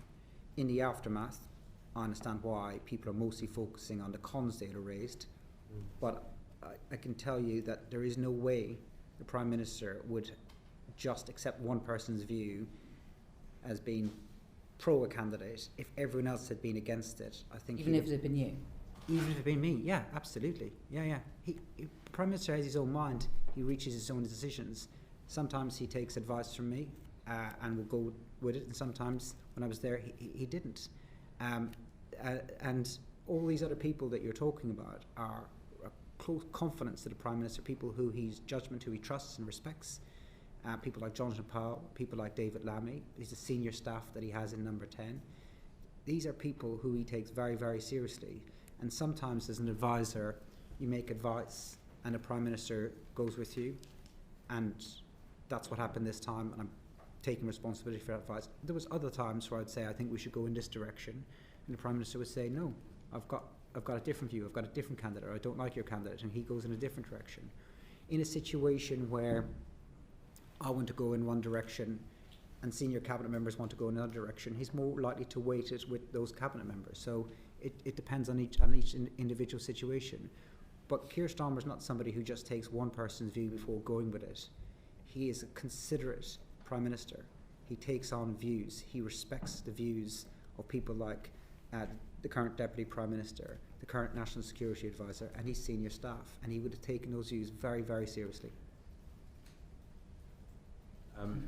Yeah, thanks, Chair. Richard. Thank you, Chair, and thank you, Mr. McSweeney, for coming before the committee today. I'd like to ask a few questions about communication between Number 10 and the Foreign Office. It was rumoured last autumn, that the communication between yourself and Sir Ollie Robbins was assertive, emphatic, sweary even, and you've denied that. How did you communicate to the FCDO the desire from Number 10 to speed up the approval of Mandelson's developed vetting? Thank you, and I'm glad to have the opportunity to answer this. I'm firstly very, very grateful to Sir Philip Barton for what he said about this swearing rumour. It is something that has caused me a great deal of stress for a number of months. I don't know why people do this in politics, put around untrue rumours. They phone lots of journalists. Those journalists then phone lots of politicians. That's how rumours get around. It is very, very corrosive. It's damaging for people's reputation, and a lot of people in Number 10 get that, and I think it's unfair for staff who can't speak for themselves. I'm grateful as well to the journalists, the vast majority of whom never covered that story because it wasn't true, and I'm so glad that Sir Philip Barton said today that I did not phone him, that he has no recollection of me swearing at him, and I have no recollection of swearing at him either. I denied it when I was repeatedly asked about it by journalists. Most journalists did not touch the story and showed a lot of integrity on that, and I think it's one of the most corrosive things that happens in politics. So I'm glad I got the chance to set the record straight. I did not swear at Sir Philip Barton. I did not swear at Sir Ollie Robbins either. And in his testimony, he said that I didn't call him, I didn't text him, I didn't email him. So I was not talking to Sir Ollie Robbins about this issue. And I have to say that because of what's happened, we're rightly all focusing on precisely what happened with this appointment. But I can tell you, in January 2025, this wasn't one of my most important issues. There was far more serious issues affecting the government and the country in January 2025 than the start date of an ambassador. That wasn't my priority at all. That wasn't the issue that kept me awake at night. And if I was talking to officials at all generally at that level, it wouldn't have been about this issue. What happens, I think it's important that we unpack this idea of pressure, because there's been a lot of conversation about it.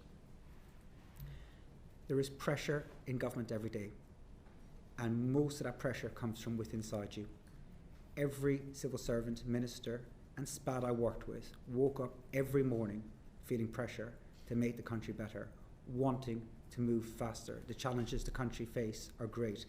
That's where the pressure comes from, and rightly so. And Number 10's job in all of this is to make sure that the Prime Minister's decisions are acted quickly. But there is a real difference between asking people to act at pace and asking people to lower standards. And we never did that. We never asked people to skip steps at any part of the process. I didn't speak to, I don't think I spoke to Ollie Robbins about the appointment or the start date. I think I had a conversation, at least one, maybe two, with Philip Barton, but it was on a wider Zoom call. As he said, it wasn't on a phone call, but it was all about, can we do this at pace, not can we do anything improper. And I mean, accepting the point that your communication wasn't directly with Sir Ollie, we know from Sir Ollie's testimony that there was communication from Number 10 to the Foreign Office, even if it didn't include you both individually. And so who in Number 10 was applying this pressure that Sir Ollie described? So the private office of Number 10 chased the appropriate department every day on decisions that the Prime Minister would have made. There would have been occasions where I'd have asked, where are we with this decision? But as a priority of Number 10 of our daily meetings, the start date of Mandelson was not something that was regularly on the agenda. It would have been sometimes. So what happens is the Prime Minister takes a decision, and then the private office will chase another private office. If it's a political issue, if there's a political barrier, then SPADs will chase SPADs, or occasionally it might elevate to talking to ministers about what's going on in the department. But in this case, the Number 10 private office would have chased the Foreign Office private office to see when this was happening. But none of the chasing would have been asking to skip steps, and I think that's very important, because we're talking about national security. And every single person that I worked with in Number 10 took national security very, very seriously. Everyone there knew what was at stake with national security and would not have played hard and fast with national security. I just want to repeat back to you a couple of lines from Sir Ollie's testimony to this committee last week. He said, "My strong sense that there was an atmosphere of pressure and a certain dismissiveness about this DV process." And separately he said, "Throughout January, honestly, my office and the Foreign Secretary's office were under constant pressure." Do you refute that? Like I said, I'd like to unpack the two elements of pressure here. We're under pressure to try and get decisions implemented. Our preference in Number 10 was that Mandelson was in post for the inauguration. And we wanted him in post for the inauguration because there was an opportunity to get to meet the new incoming administration and other key figures in DC. In the event, the Foreign Office were unable to get him in post by then. He didn't start for 3 weeks later.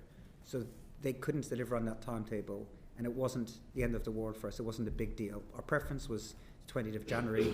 I believe he started in the 10th of February, sometime around then, 2 or 3 weeks later.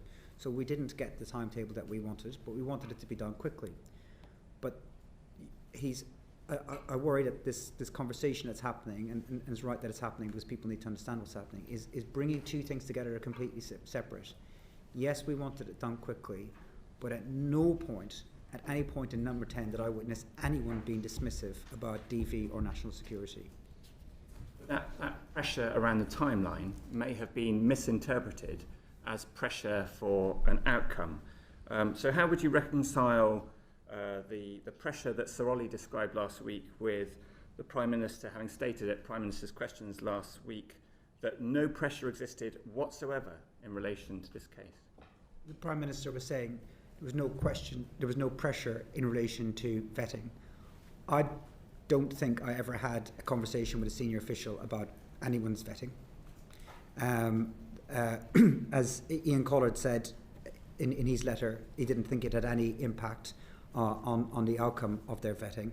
I think there's a world of a difference between saying we want to go quicker and we want to be reckless. There's a world of a difference from saying to a taxi driver, I'm late for a plane, to can you break all the red lights and go speeding. There's a world of a difference between those things. One is proper.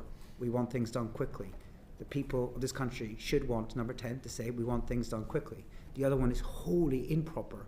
We want steps to be skipped. I mean, you're talking about red lights. I mean, the pressure put on civil servants, potentially, meant that they missed 2 red lights on the form, on page 10, the summary form, which said that they recommended that he didn't pass DV. I mean, according to Ollie Robbins, he didn't see it. According to Ian Collard, he didn't see it. So they both of them missed those red lights. And is it not because of pressure being put on them?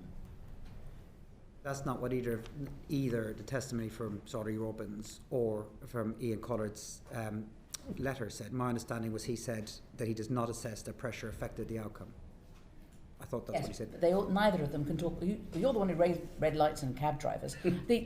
Both of them missed the red lights. Both of them missed the green, orange, red. Neither of them can tell us that they saw those 2 things. It seems to me to be fairly clear evidence that the DV was making a fairly strong recommendation. And yet we hear both of them seem to think that it was a borderline case leaning towards not. Ollie made his assessment and would have carried out the processes the way he saw fit. I can't comment on how the DV process worked. I'm only learning about the DV process in real time, watching these interviews and watching this committee's work. What I can say is that nobody in number 10 ever thought it would be acceptable to skip steps. Yes, we want to move quickly, but that does not and should never involve making decisions that put national security at risk. I haven't seen anything in Sir Ollie's testimony or Ian Collard's letter that suggests that they did not follow proper procedures. They're saying they did follow proper procedures. Why they missed them, I think, needs to be part of how we draw the lessons from this. But they're not saying that they did anything improper, and nobody's saying they were asked to do anything improper as well. You've heard from Sir Philip Barton, you've had the letter from Ian Collard and Sir Ollie Robbins and Cat Little, and these are all like brilliant people. None of them said they would be asked to do anything improper. And from everybody I know in Downing Street, private office people would not ask if other private offices to do anything proper. These are serious people who worry about national security. We've got Fleur next. Thank you, Chair, and thank you for coming in to see us today. I'm going to take you back to the very beginning of the process. It's famous that Peter Mandelson hosted dinners with political people at his house and in restaurants. It's widely reported. Did you attend any of those dinners in 2024 or up to your departure in 2025 at his house or in restaurants? I didn't hear that last bit. Did you attend any of Peter Mandelson's kind of private dinners that he hosted in his house or in restaurants? He held monthly dinners for political people. It's just reported. I haven't been to any of these. I don't think anyone here has, but have you been to any of those dinners? So I've been to 2 dinners in his house. One was, I think they were both in 2024 with a wider range of people. I think 2, yeah. Maybe 1 lunch and 1 dinner, I think. In a restaurant in the whole 4 years I knew him, I think twice as well. I went for dinner with him. Thank you. And we're trying to get to the bottom of who really proposed Mandelson's appointment. So you have said that you're sorry for your part in it, but also that before you started in post after the election, there were some access talks. You referred to access talks in January 2024, which you weren't party to, but which happened. You know that Peter Mandelson's name came up. Was it a done deal? Oh, sorry, no, Okay. no. I didn't say whose name had come up. Okay. So I spoke to Simon Case, Yep. trying to piece together what happened, and he said, I said to him, I recall there being a sense that we always seem to have wanted a political appointment. I said, when did you first remember this? And he said, January, February 2024, that Simon Case asked the Prime Minister's access team what they thought about the US ambassador. They were replacing Dame Karen Pierce. They were thinking about who to replace her with and what the process was. And Simon Case was informed that the Prime Minister was minded to make a political decision, but as far as I know, Mandelson's name was not in that. Okay. And at the dinners and lunches, the two dinners and lunches that you attended, did Peter Mandelson did he lobby you about becoming the ambassador to the US? So he did lobby me, but not on either one of those dinners. One of those dinners was after he was ambassador, and I should say also I had dinner when I went to the US in the embassy. But he did lobby me, but I don't think at the dinners, no. And the process you've talked about with George Osborne and Peter Mandelson were the two names in play. How far did the process of George Osborne's potential appointment that then didn't lead on, go? Did he have due diligence assessment made of him? Yes. And what was the outcome of that due diligence then? Was that the important factor between the two, one going before another? That wasn't the important factor in my recommendation, no. I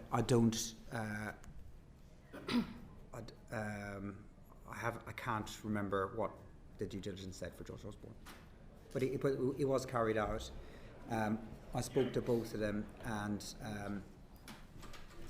the prime, and yeah, I think it was similar. Okay, and your due diligence meetings with Peter Mandelson, and you subsequently asked for more in writing. How many times did you meet him, or how long were your meetings with him for the due diligence? None. The due diligence report was carried out by PET. All by PET, and then, by writing to you? No. So PET carried out the process.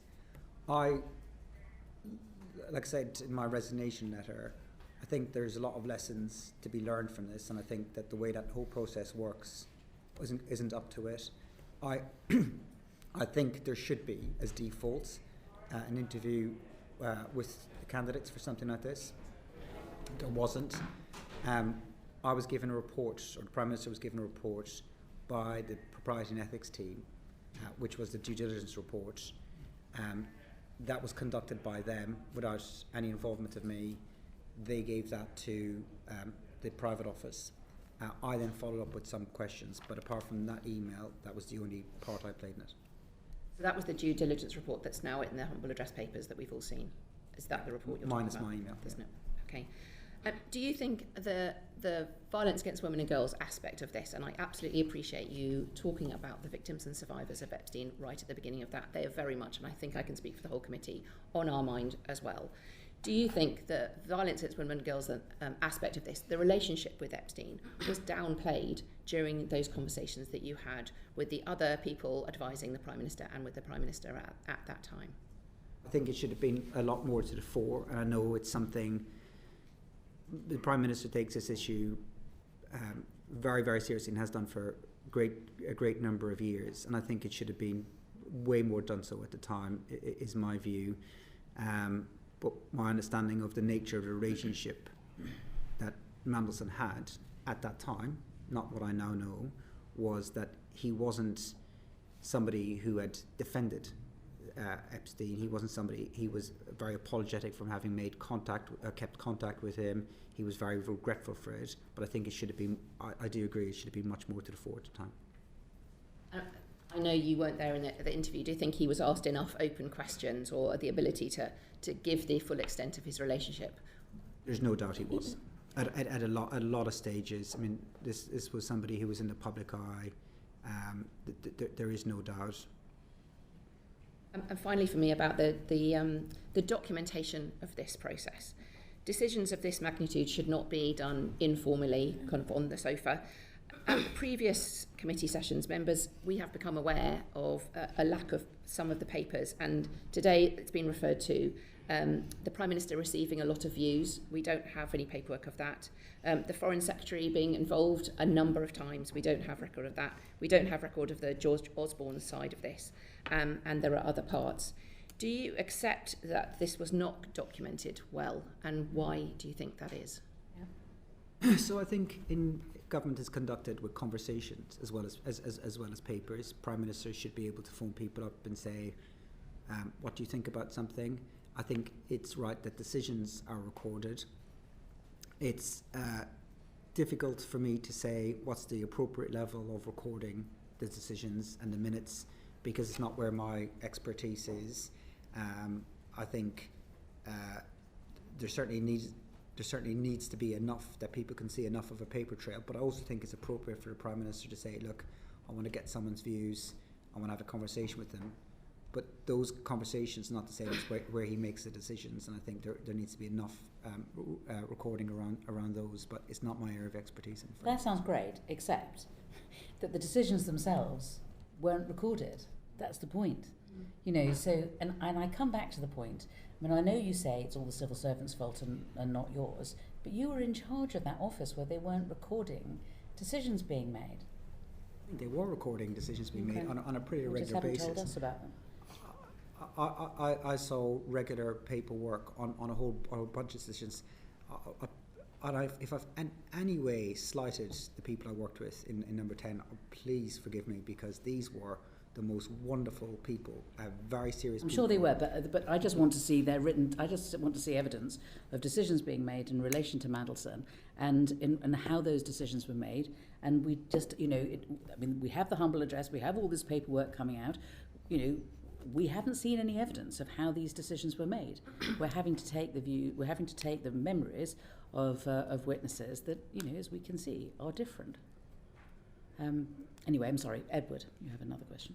Sorry, Chair. Yeah, I just wanted to sort of, I guess, return to your original questions at the opening, which is when you're talking about the timeline and that prior to coming into government, in meetings with Simon Case, you're saying that the Prime Minister is already minded to make a political appointment. And according to what you said at that point, no names were being discussed. But why was the Prime Minister already thinking about making a political appointment when, to this particular post, when we didn't know the outcome of the election, there was somebody good currently doing the job, and a shortlist process for a diplomatic candidate had already been run? What is the logic to saying that job there I might make a political appointment to? So I don't think I said there was no names being discussed. I don't know what names Simon Case did discuss. That I just don't know, because I wasn't in that conversation. In January 2024 and February 2024, my total focus was on the election, and I was very reluctant to have any conversations with anybody about who would do what job if we won the election, because I didn't like that kind of talk. That's fine. I'm just wondering why already, prior to the election, is that there is going to be a political appointment? He didn't discuss it with me. I wasn't intimately involved in preparation for government work. I didn't have a view. I don't remember even having a view of it at the time. The Australians did something similar with Kevin Rudd. I don't know where the origin of that idea came from.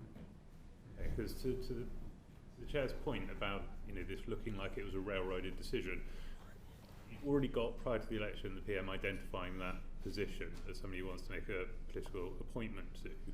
You've then got two candidates, and again, not to speak to the suitability of either of them, but one of them is a friend of Jeffrey Epstein. I'm assuming the other one isn't. And everyone you speak to is giving you pros and cons as to, is the other one actually a stooge? Is George Osborne just on there as so that you've got a tick box exercise? There are two candidates because you've gone through this entire process, ignoring all of the red flags, with all of the due diligence, with every conversation with every single person, saying, well, it's a difficult decision. There are pros and cons to that one. Are they also saying there's pros and cons to the other one? And does it not just come down to which one is a friend of a paedophile?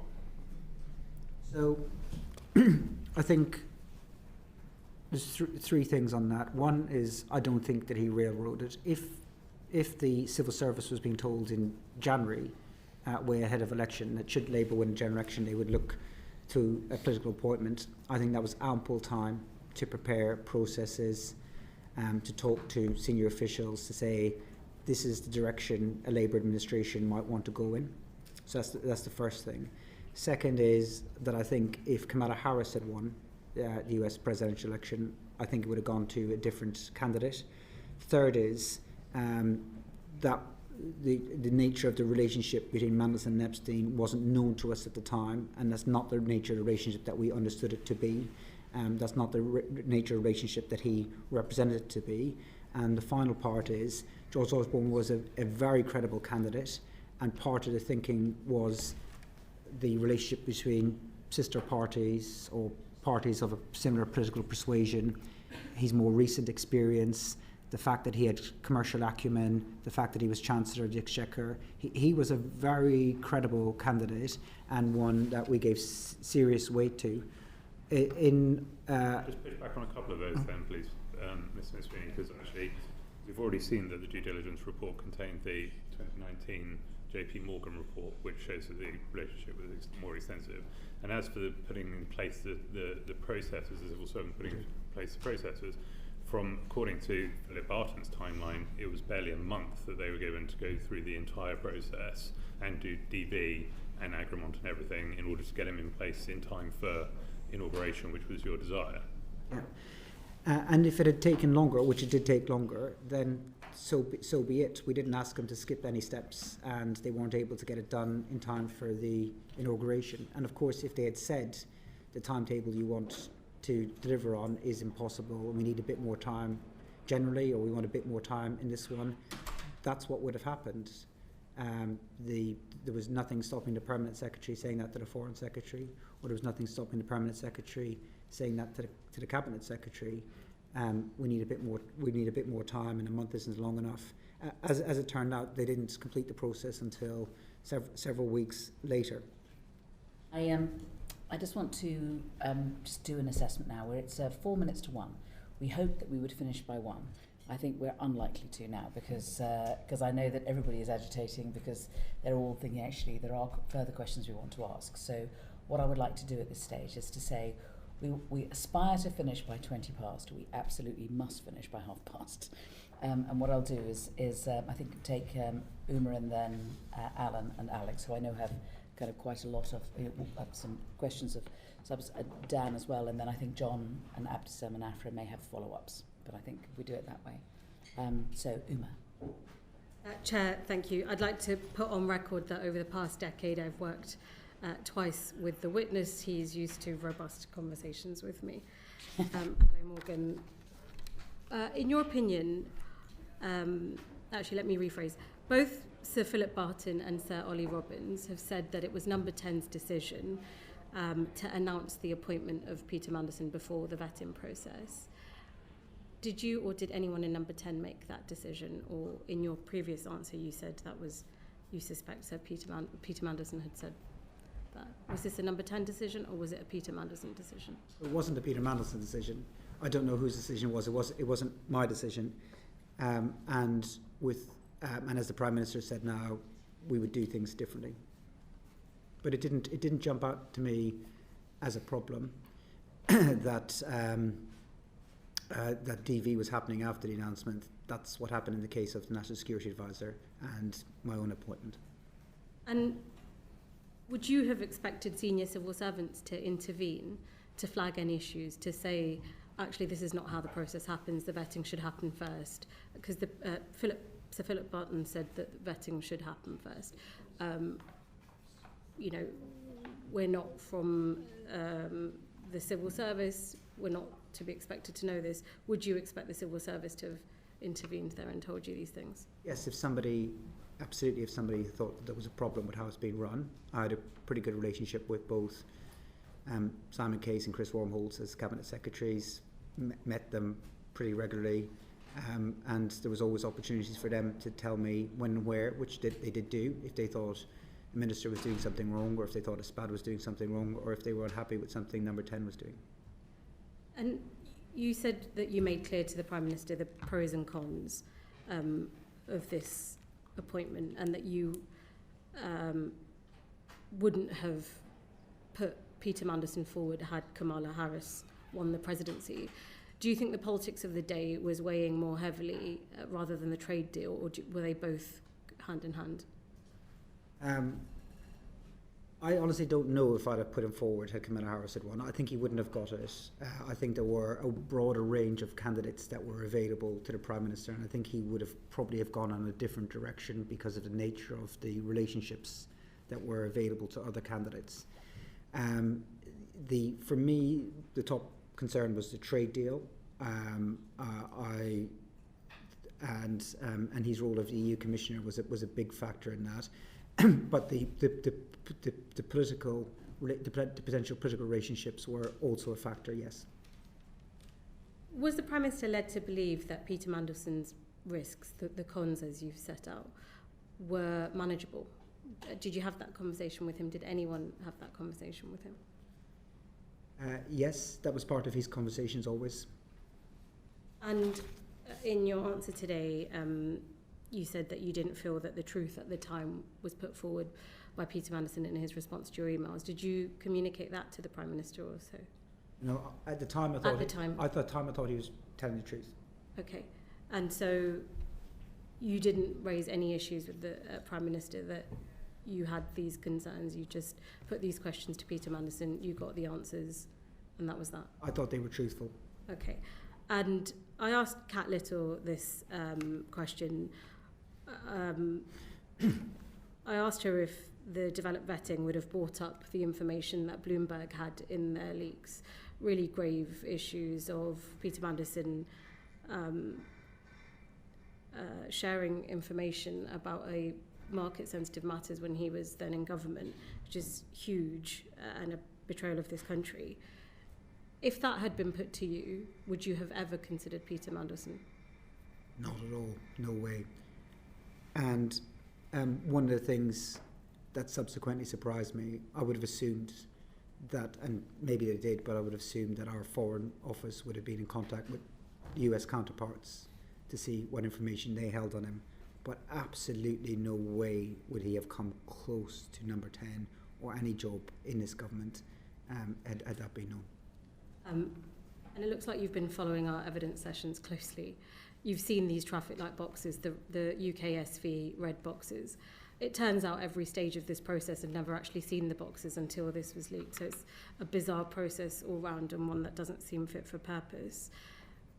Had any of these issues been raised with you by the developed vetting, by the FCDO, by anybody? Had they been put to you as the Prime Minister's Chief of Staff? No, they're completely compartmentalised from SPADs, and as it turns out, more from ministers than I thought it was too. And I think it's quite right that it's compartmentalised for SPADs. I think that there are clearly a lot of things that need to be learned about how all these things will work, but there is no way that anyone in the Foreign Office would have discussed DV, anyone else's DV with me at any point.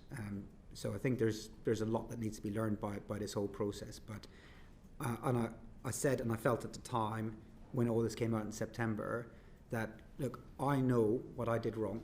I know the judgment calls that I made that were wrong. I'll live with them for the rest of my life.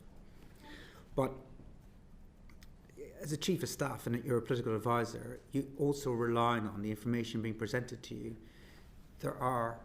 There's a lot of people in the state whose job is to protect the state, the government and reputation, and you rely on that information coming from you. You don't have the ability to investigate, to ask more questions, to look deeper and deeper. And clearly, it didn't work. It shouldn't be reliant on just one advisor giving bad piece of advice and then the whole thing goes wrong. The state needs to be more robust and stronger in all this. And my final question to you, Morgan. Everyone's talked about hindsight. There were lots that were known about Peter Mandelson before this appointment, and I appreciate that you have said that you made judgment call that you've since said is wrong. But there's a very well publicised friendship with one of the world's most notorious sex offenders. How was it that nobody within Number 10 had seen this as an issue that so many of us had an aversion to? What was going on there that this was not the immediate red flag? So I think the thinking was that the time that he was in contact with Epstein, he presented as being an acquaintanceship. He regretted maintaining contact after his first conviction when he realised whatever he realised. I mean, according to his story at the time, he wasn't defending what this guy did in his first conviction, and he was saying that he was duped into understanding the nature of what had happened. So we He got convicted though. He couldn't get around that. I mean, he had been convicted, of sex trafficking a minor. I mean, it's pretty. I mean, how do you talk your way out of that? Once a friend has been convicted of that, surely they're no longer a friend, let alone staying in their flat. Yeah, I don't have anyone in my life like that, but he didn't. He did, and you promoted him as being the next ambassador to the United States. He didn't say that he was a friend. He denied that he was a friend. He tried to say he was a passing acquaintance, that he was somebody who didn't really know enough about to ask questions. And the due diligence said otherwise. The due diligence didn't say he was a friend, and Mandelson Stayed in his house. The due diligence said he stayed in his house. All right, Alan. Thanks, Chair. Thanks for your time, Morgan. I think you said earlier that you thought the DV process might also pick up untruths or misrepresentations by Peter Mandelson. Do you know if the answers that he gave you on the Epstein follow-up or the due diligence report was sent to the DV system, the officers, to use as evidence to check the kinds of answers he'd given you? I don't know. Thanks. Thank you. Alex. Thank you, Chair. So we heard from Sir Philip this morning that he felt the speed of the appointment was unnecessary. Karen Pearce was doing a good job. The administration would take some time to set up. And Ollie Robbins, in his evidence, said the whole process felt weirdly rushed. So why did you push for such a short timeline between the announcement and the appointment? I didn't. Did Ollie Robbins say it was weirdly rushed? No, Jonathan Powell did. Jonathan Powell, okay. So the pace of it wasn't raised with me as a concern at the time, other than we said we wanted number 10, and that was the consensus view, in place by the inauguration, so that he could begin the work. And and in the end, the Foreign Office were unable to complete all the necessary arrangements by then. So there was no point where, if they'd said we needed more time to carry out further checks, that we'd have said we've got our own timetable here. You need to crack on regardless. So they took the time that they needed to do it right, and all of the evidence suggests that they carried out the processes in the correct way. I think we wanted to get. I mean, it's not unusual for Number 10 to say we want things to be happening quicker than the departments are prepared to move in, and it always ends up being Number 10 kind of gets some of its own way, and then the department gets some of its own way, and that's what happened in this case. And you didn't think to consult with the head of the diplomatic service on that timeline before you announced it, and then put pressure on to deliver on that timeline? I don't think that we publicly announced our preferred date when we made the announcement. No, I don't think we announced that when we announced that Mandelson was going to be the ambassador, that we said he would be ambassador by this date. We twice heard, both from Philip Barton and Sir Ollie, that the Cabinet Office was asking whether DB was necessary at all, whether because Lord Mandelson was a Privy Councillor that would be sufficient. Presumably Cabinet Office wouldn't have done that off their own volition. Did that come from Number 10, and where did that thinking come from? Absolutely not from Number 10. I find that bizarre. I would have thought, of course, an ambassador would have to have DV. Where might that would have come? I have no idea, but I was reassured by what Philip Barton was saying, is that wasn't something that was considered for long, but I only found out about that as part of this. I find it bizarre. I would have assumed that, of course, the US ambassador should have DV. I don't know how serious of a suggestion it was by anybody. You said yourself, because you were appointed without DV and the National Security Advisor was appointed without DV, it wasn't unusual. Do you think that the number 10, when you were Chief of Staff, had a dismissive or an uninterested approach to security vetting because of your own experiences? No. I think everybody in number 10, because of what you learn in that job, takes national security more seriously than any other issue. When you were appointed after the election, what level of security clearance did you have? I think it's common practice for ex-civil servants to not talk about the security clearances they had, and I'll continue that practice, because when you're in post, you're told you can't say what clearances you have. I had all the necessary clearances to do my job, and I saw whatever papers I was given, and that process is managed by civil servants. Okay, so you had DV at the point that you were appointed as Chief of Staff to the Prime Minister?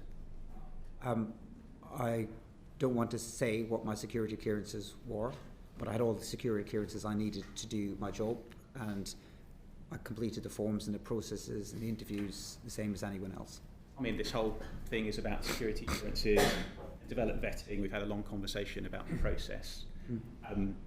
I think if you had developed vetting at that point when you were Chief of Staff to the Prime Minister, you would be able to tell us. And I'm surprised that you're not telling us. Because what I understand from speaking to civil servants is that the practice is that they don't share what security clearances they had. I'll follow that practice, but only to say that I had all the necessary clearances to do my job, to read the papers I read, to attend the meetings that I attended, and that I completed every form and everything that was asked of me in all of those processes. And do you think that attitude, because it's a different process for SPADs than it is for civil servants, and I got DV when I was in the Foreign Office, as I think every other person does, do you think that contributed to you trying to expedite the process and having an uninterested attitude towards Peter Mandelson getting DV? Not at all. I think there would have been no suggestion from anyone in number 10 to skip steps or to take any risks on national security. But at the same time, I wouldn't have asked the Foreign Office about how someone's security clearance are going, because that's not something the Foreign Office would discuss with me. There are photographs taken, though, of people wearing their passes, and they're different colours. So a green one is DV and an orange one is the lower level. And so there's a photograph of you with a green pass, but not when you first took over the job of being Chief of Staff. So when did you apply for your DV, and how long did it take for you to get it? I don't recall.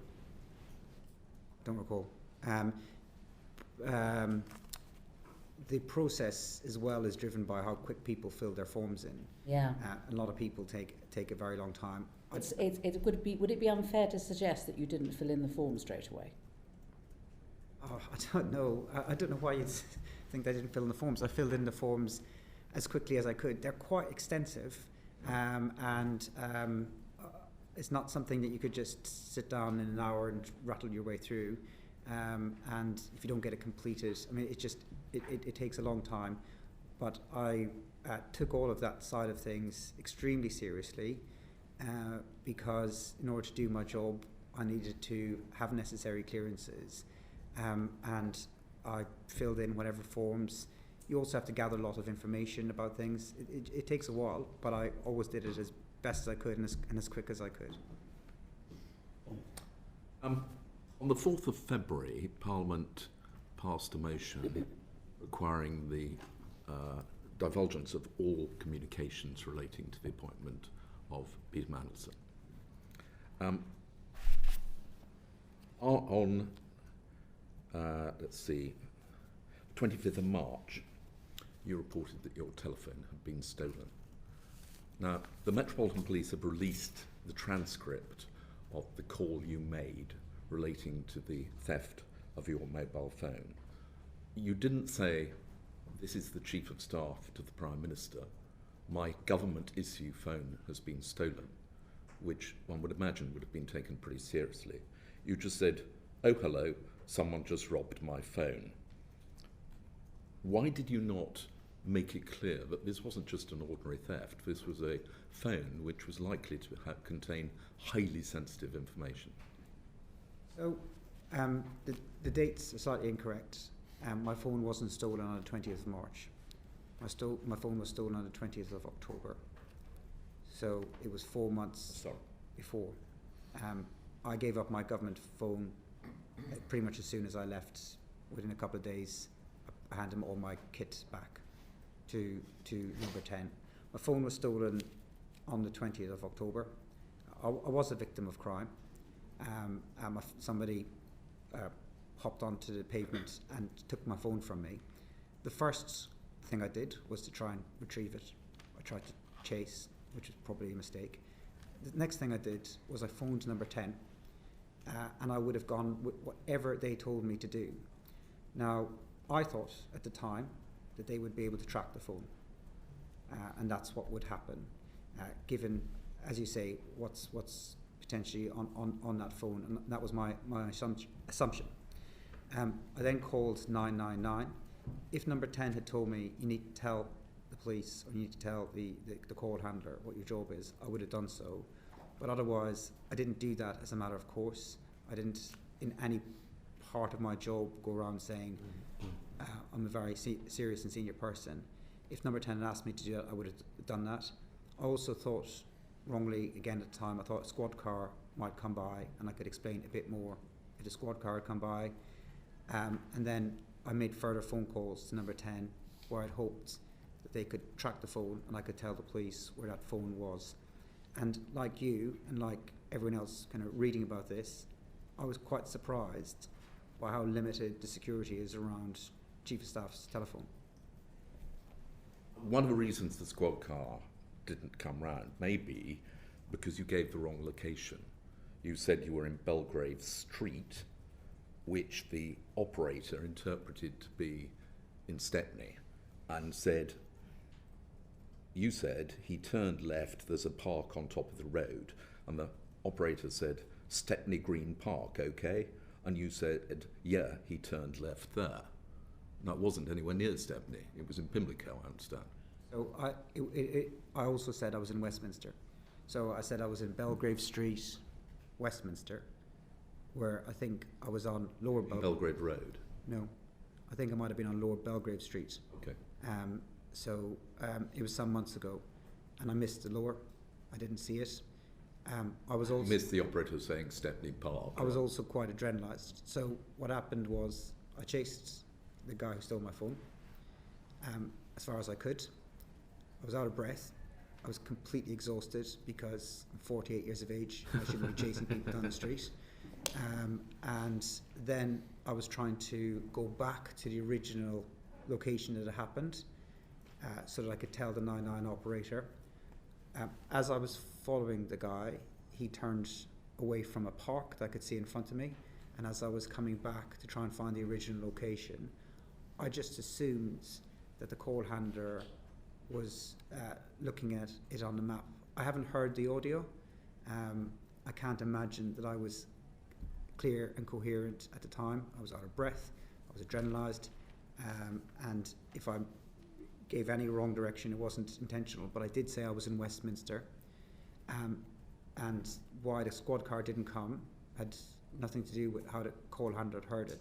The call handler had said the squad car wasn't coming while we were on the call, and if the call handler had said to me the squad car is there, I'd have been much more precise about where I was so that I could meet the police at the time. And as I said, I had thought wrongly that my phone would be tracked so I could retrieve my phone.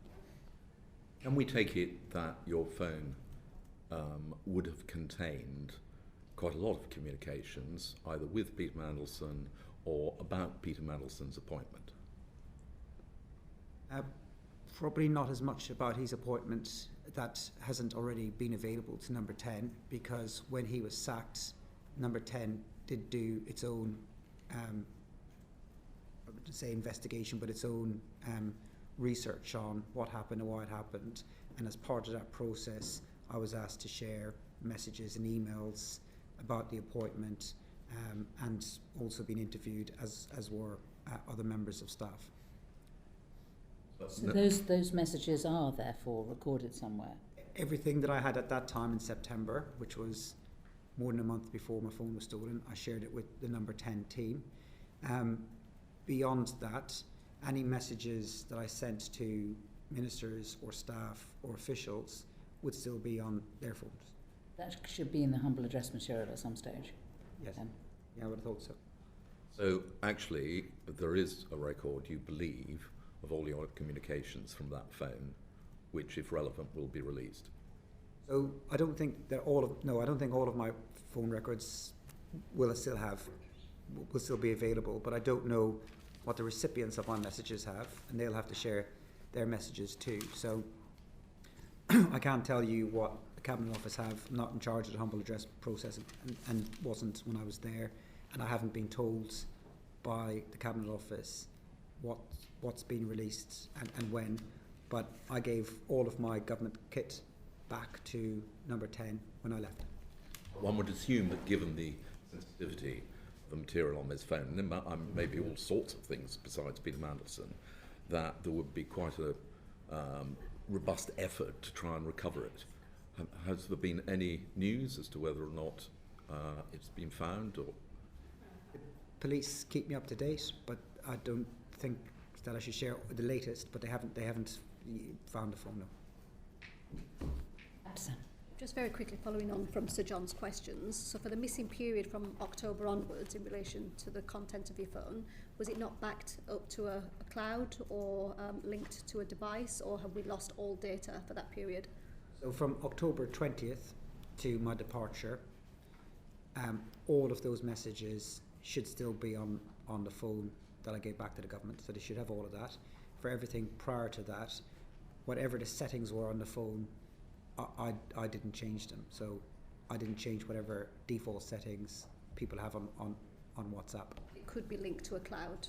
It could be backed up somewhere. I don't know. I don't know. My understanding is it's not, that they don't go connect back to the cloud, but whatever the default settings were on my phone, I just kept those. The government phones are pretty restrictive at what you can do as a member of staff with them. When I became Chief of Staff, we couldn't copy and paste on those phones. Thank you. Did you have disappearing messages on your WhatsApp? That's the question. Yes, with some people, yeah. With most people. Yeah, I think I did. Peter Mandelson, did you have disappearing messages? I probably did, yeah. Yeah. I've got just one other sweep-up question before I go to Afra. You've been asked about dinners with Lord Mandelson. I wondered if you could also tell us. I think there were also monthly dinners at Lord Liddell's, which I believe Peter Mandelson used to attend to. And were you attending those? I attended a couple of dinners with in Roger Liddell's house that Mandelson was at. The reportage of these dinners, I think, were just made it sound like these were something that was happening when we were working in opposition. I read about them in a book. They weren't. We all know what book it is. Yeah, I mean, it's was it not also a part of the history of Labour Together as well? No. So I'll explain a little bit about it if I could, because I think there's a bit of stylisation going on. A lot of that period the book is covering is COVID, so nobody was going around to anyone's house for dinner. Mandelson did not like Labour Together at all. He was not a fan of what I was doing. He was not interested in it. He broadly didn't agree with it. So I think the first conversation I had with him, I think from my best memory, was 2017. And the reason why I had a conversation with him, I was also having a conversation with a lot of former senior Labour grandees, was because there was a group of Labour MPs who were arguing to split the Labour Party. I did not agree with that. I thought it was a terrible idea. And I was trying to basically make the case and build support to oppose that. I met with Mandelson as part of that, He wasn't particularly interested in what I was doing at Labour Together at all whatsoever. The next time I really started to meet him more was about 2019 at social gatherings, a couple at Roger Little's house, but I didn't really have a one-to-one relationship with him. I don't think he backed Keir Starmer to be leader of the Labour Party. I don't recall him doing so. He certainly didn't. Certainly wasn't working on the campaign, wasn't donating to the party. So if he voted for him, which he might have done, but from what I could tell, so this sort of mythos that's being built, that he is some sort of guiding hand behind me on my strategies or my life, is not the case. I started to try to engage with him for advice in about late 2020, early 2021, I can't remember when I was thinking about how do we win the next general election. I also did so with characters like Margaret McDonough or Spencer Livermore or people who had run campaigns before, because I wanted to know what a winning campaign would look like, and he had been part of one in 1997, and that's why I engaged with him then. But there was no closeness of a relationship prior to then whatsoever. Thank you. Civil servants, including those in ambassadorial roles, can be eligible for a severance payment when their employment's terminated. Were you aware that Peter Mandelson would receive a severance payment on leaving his role? No.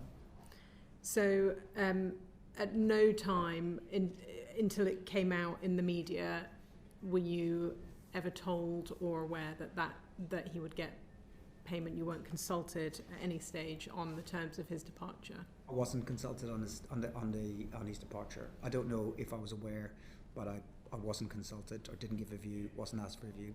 Okay. And were you aware whether others in number 10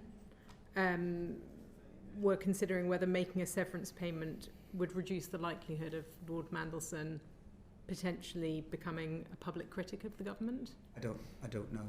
His contract is with the Foreign Office. Okay. So you don't recognise the kind of reports that there may have been emails that said that if they paid him off, it would limit his reputational risk? Just what I read. I wasn't in those conversations, so I don't know much about it, I'm afraid. But do you believe those conversations may have taken place? I don't know.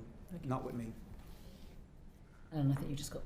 Just for the record, I attended a dinner at Roger Little's with Peter Mandelson, I believe after he was appointed ambassador. And was Morgan McSweeney there? That's the last question. Thank you very much. Thank you for your time. I'm sorry we've taken so long. If we could, everyone could remain seated for the moment. Order.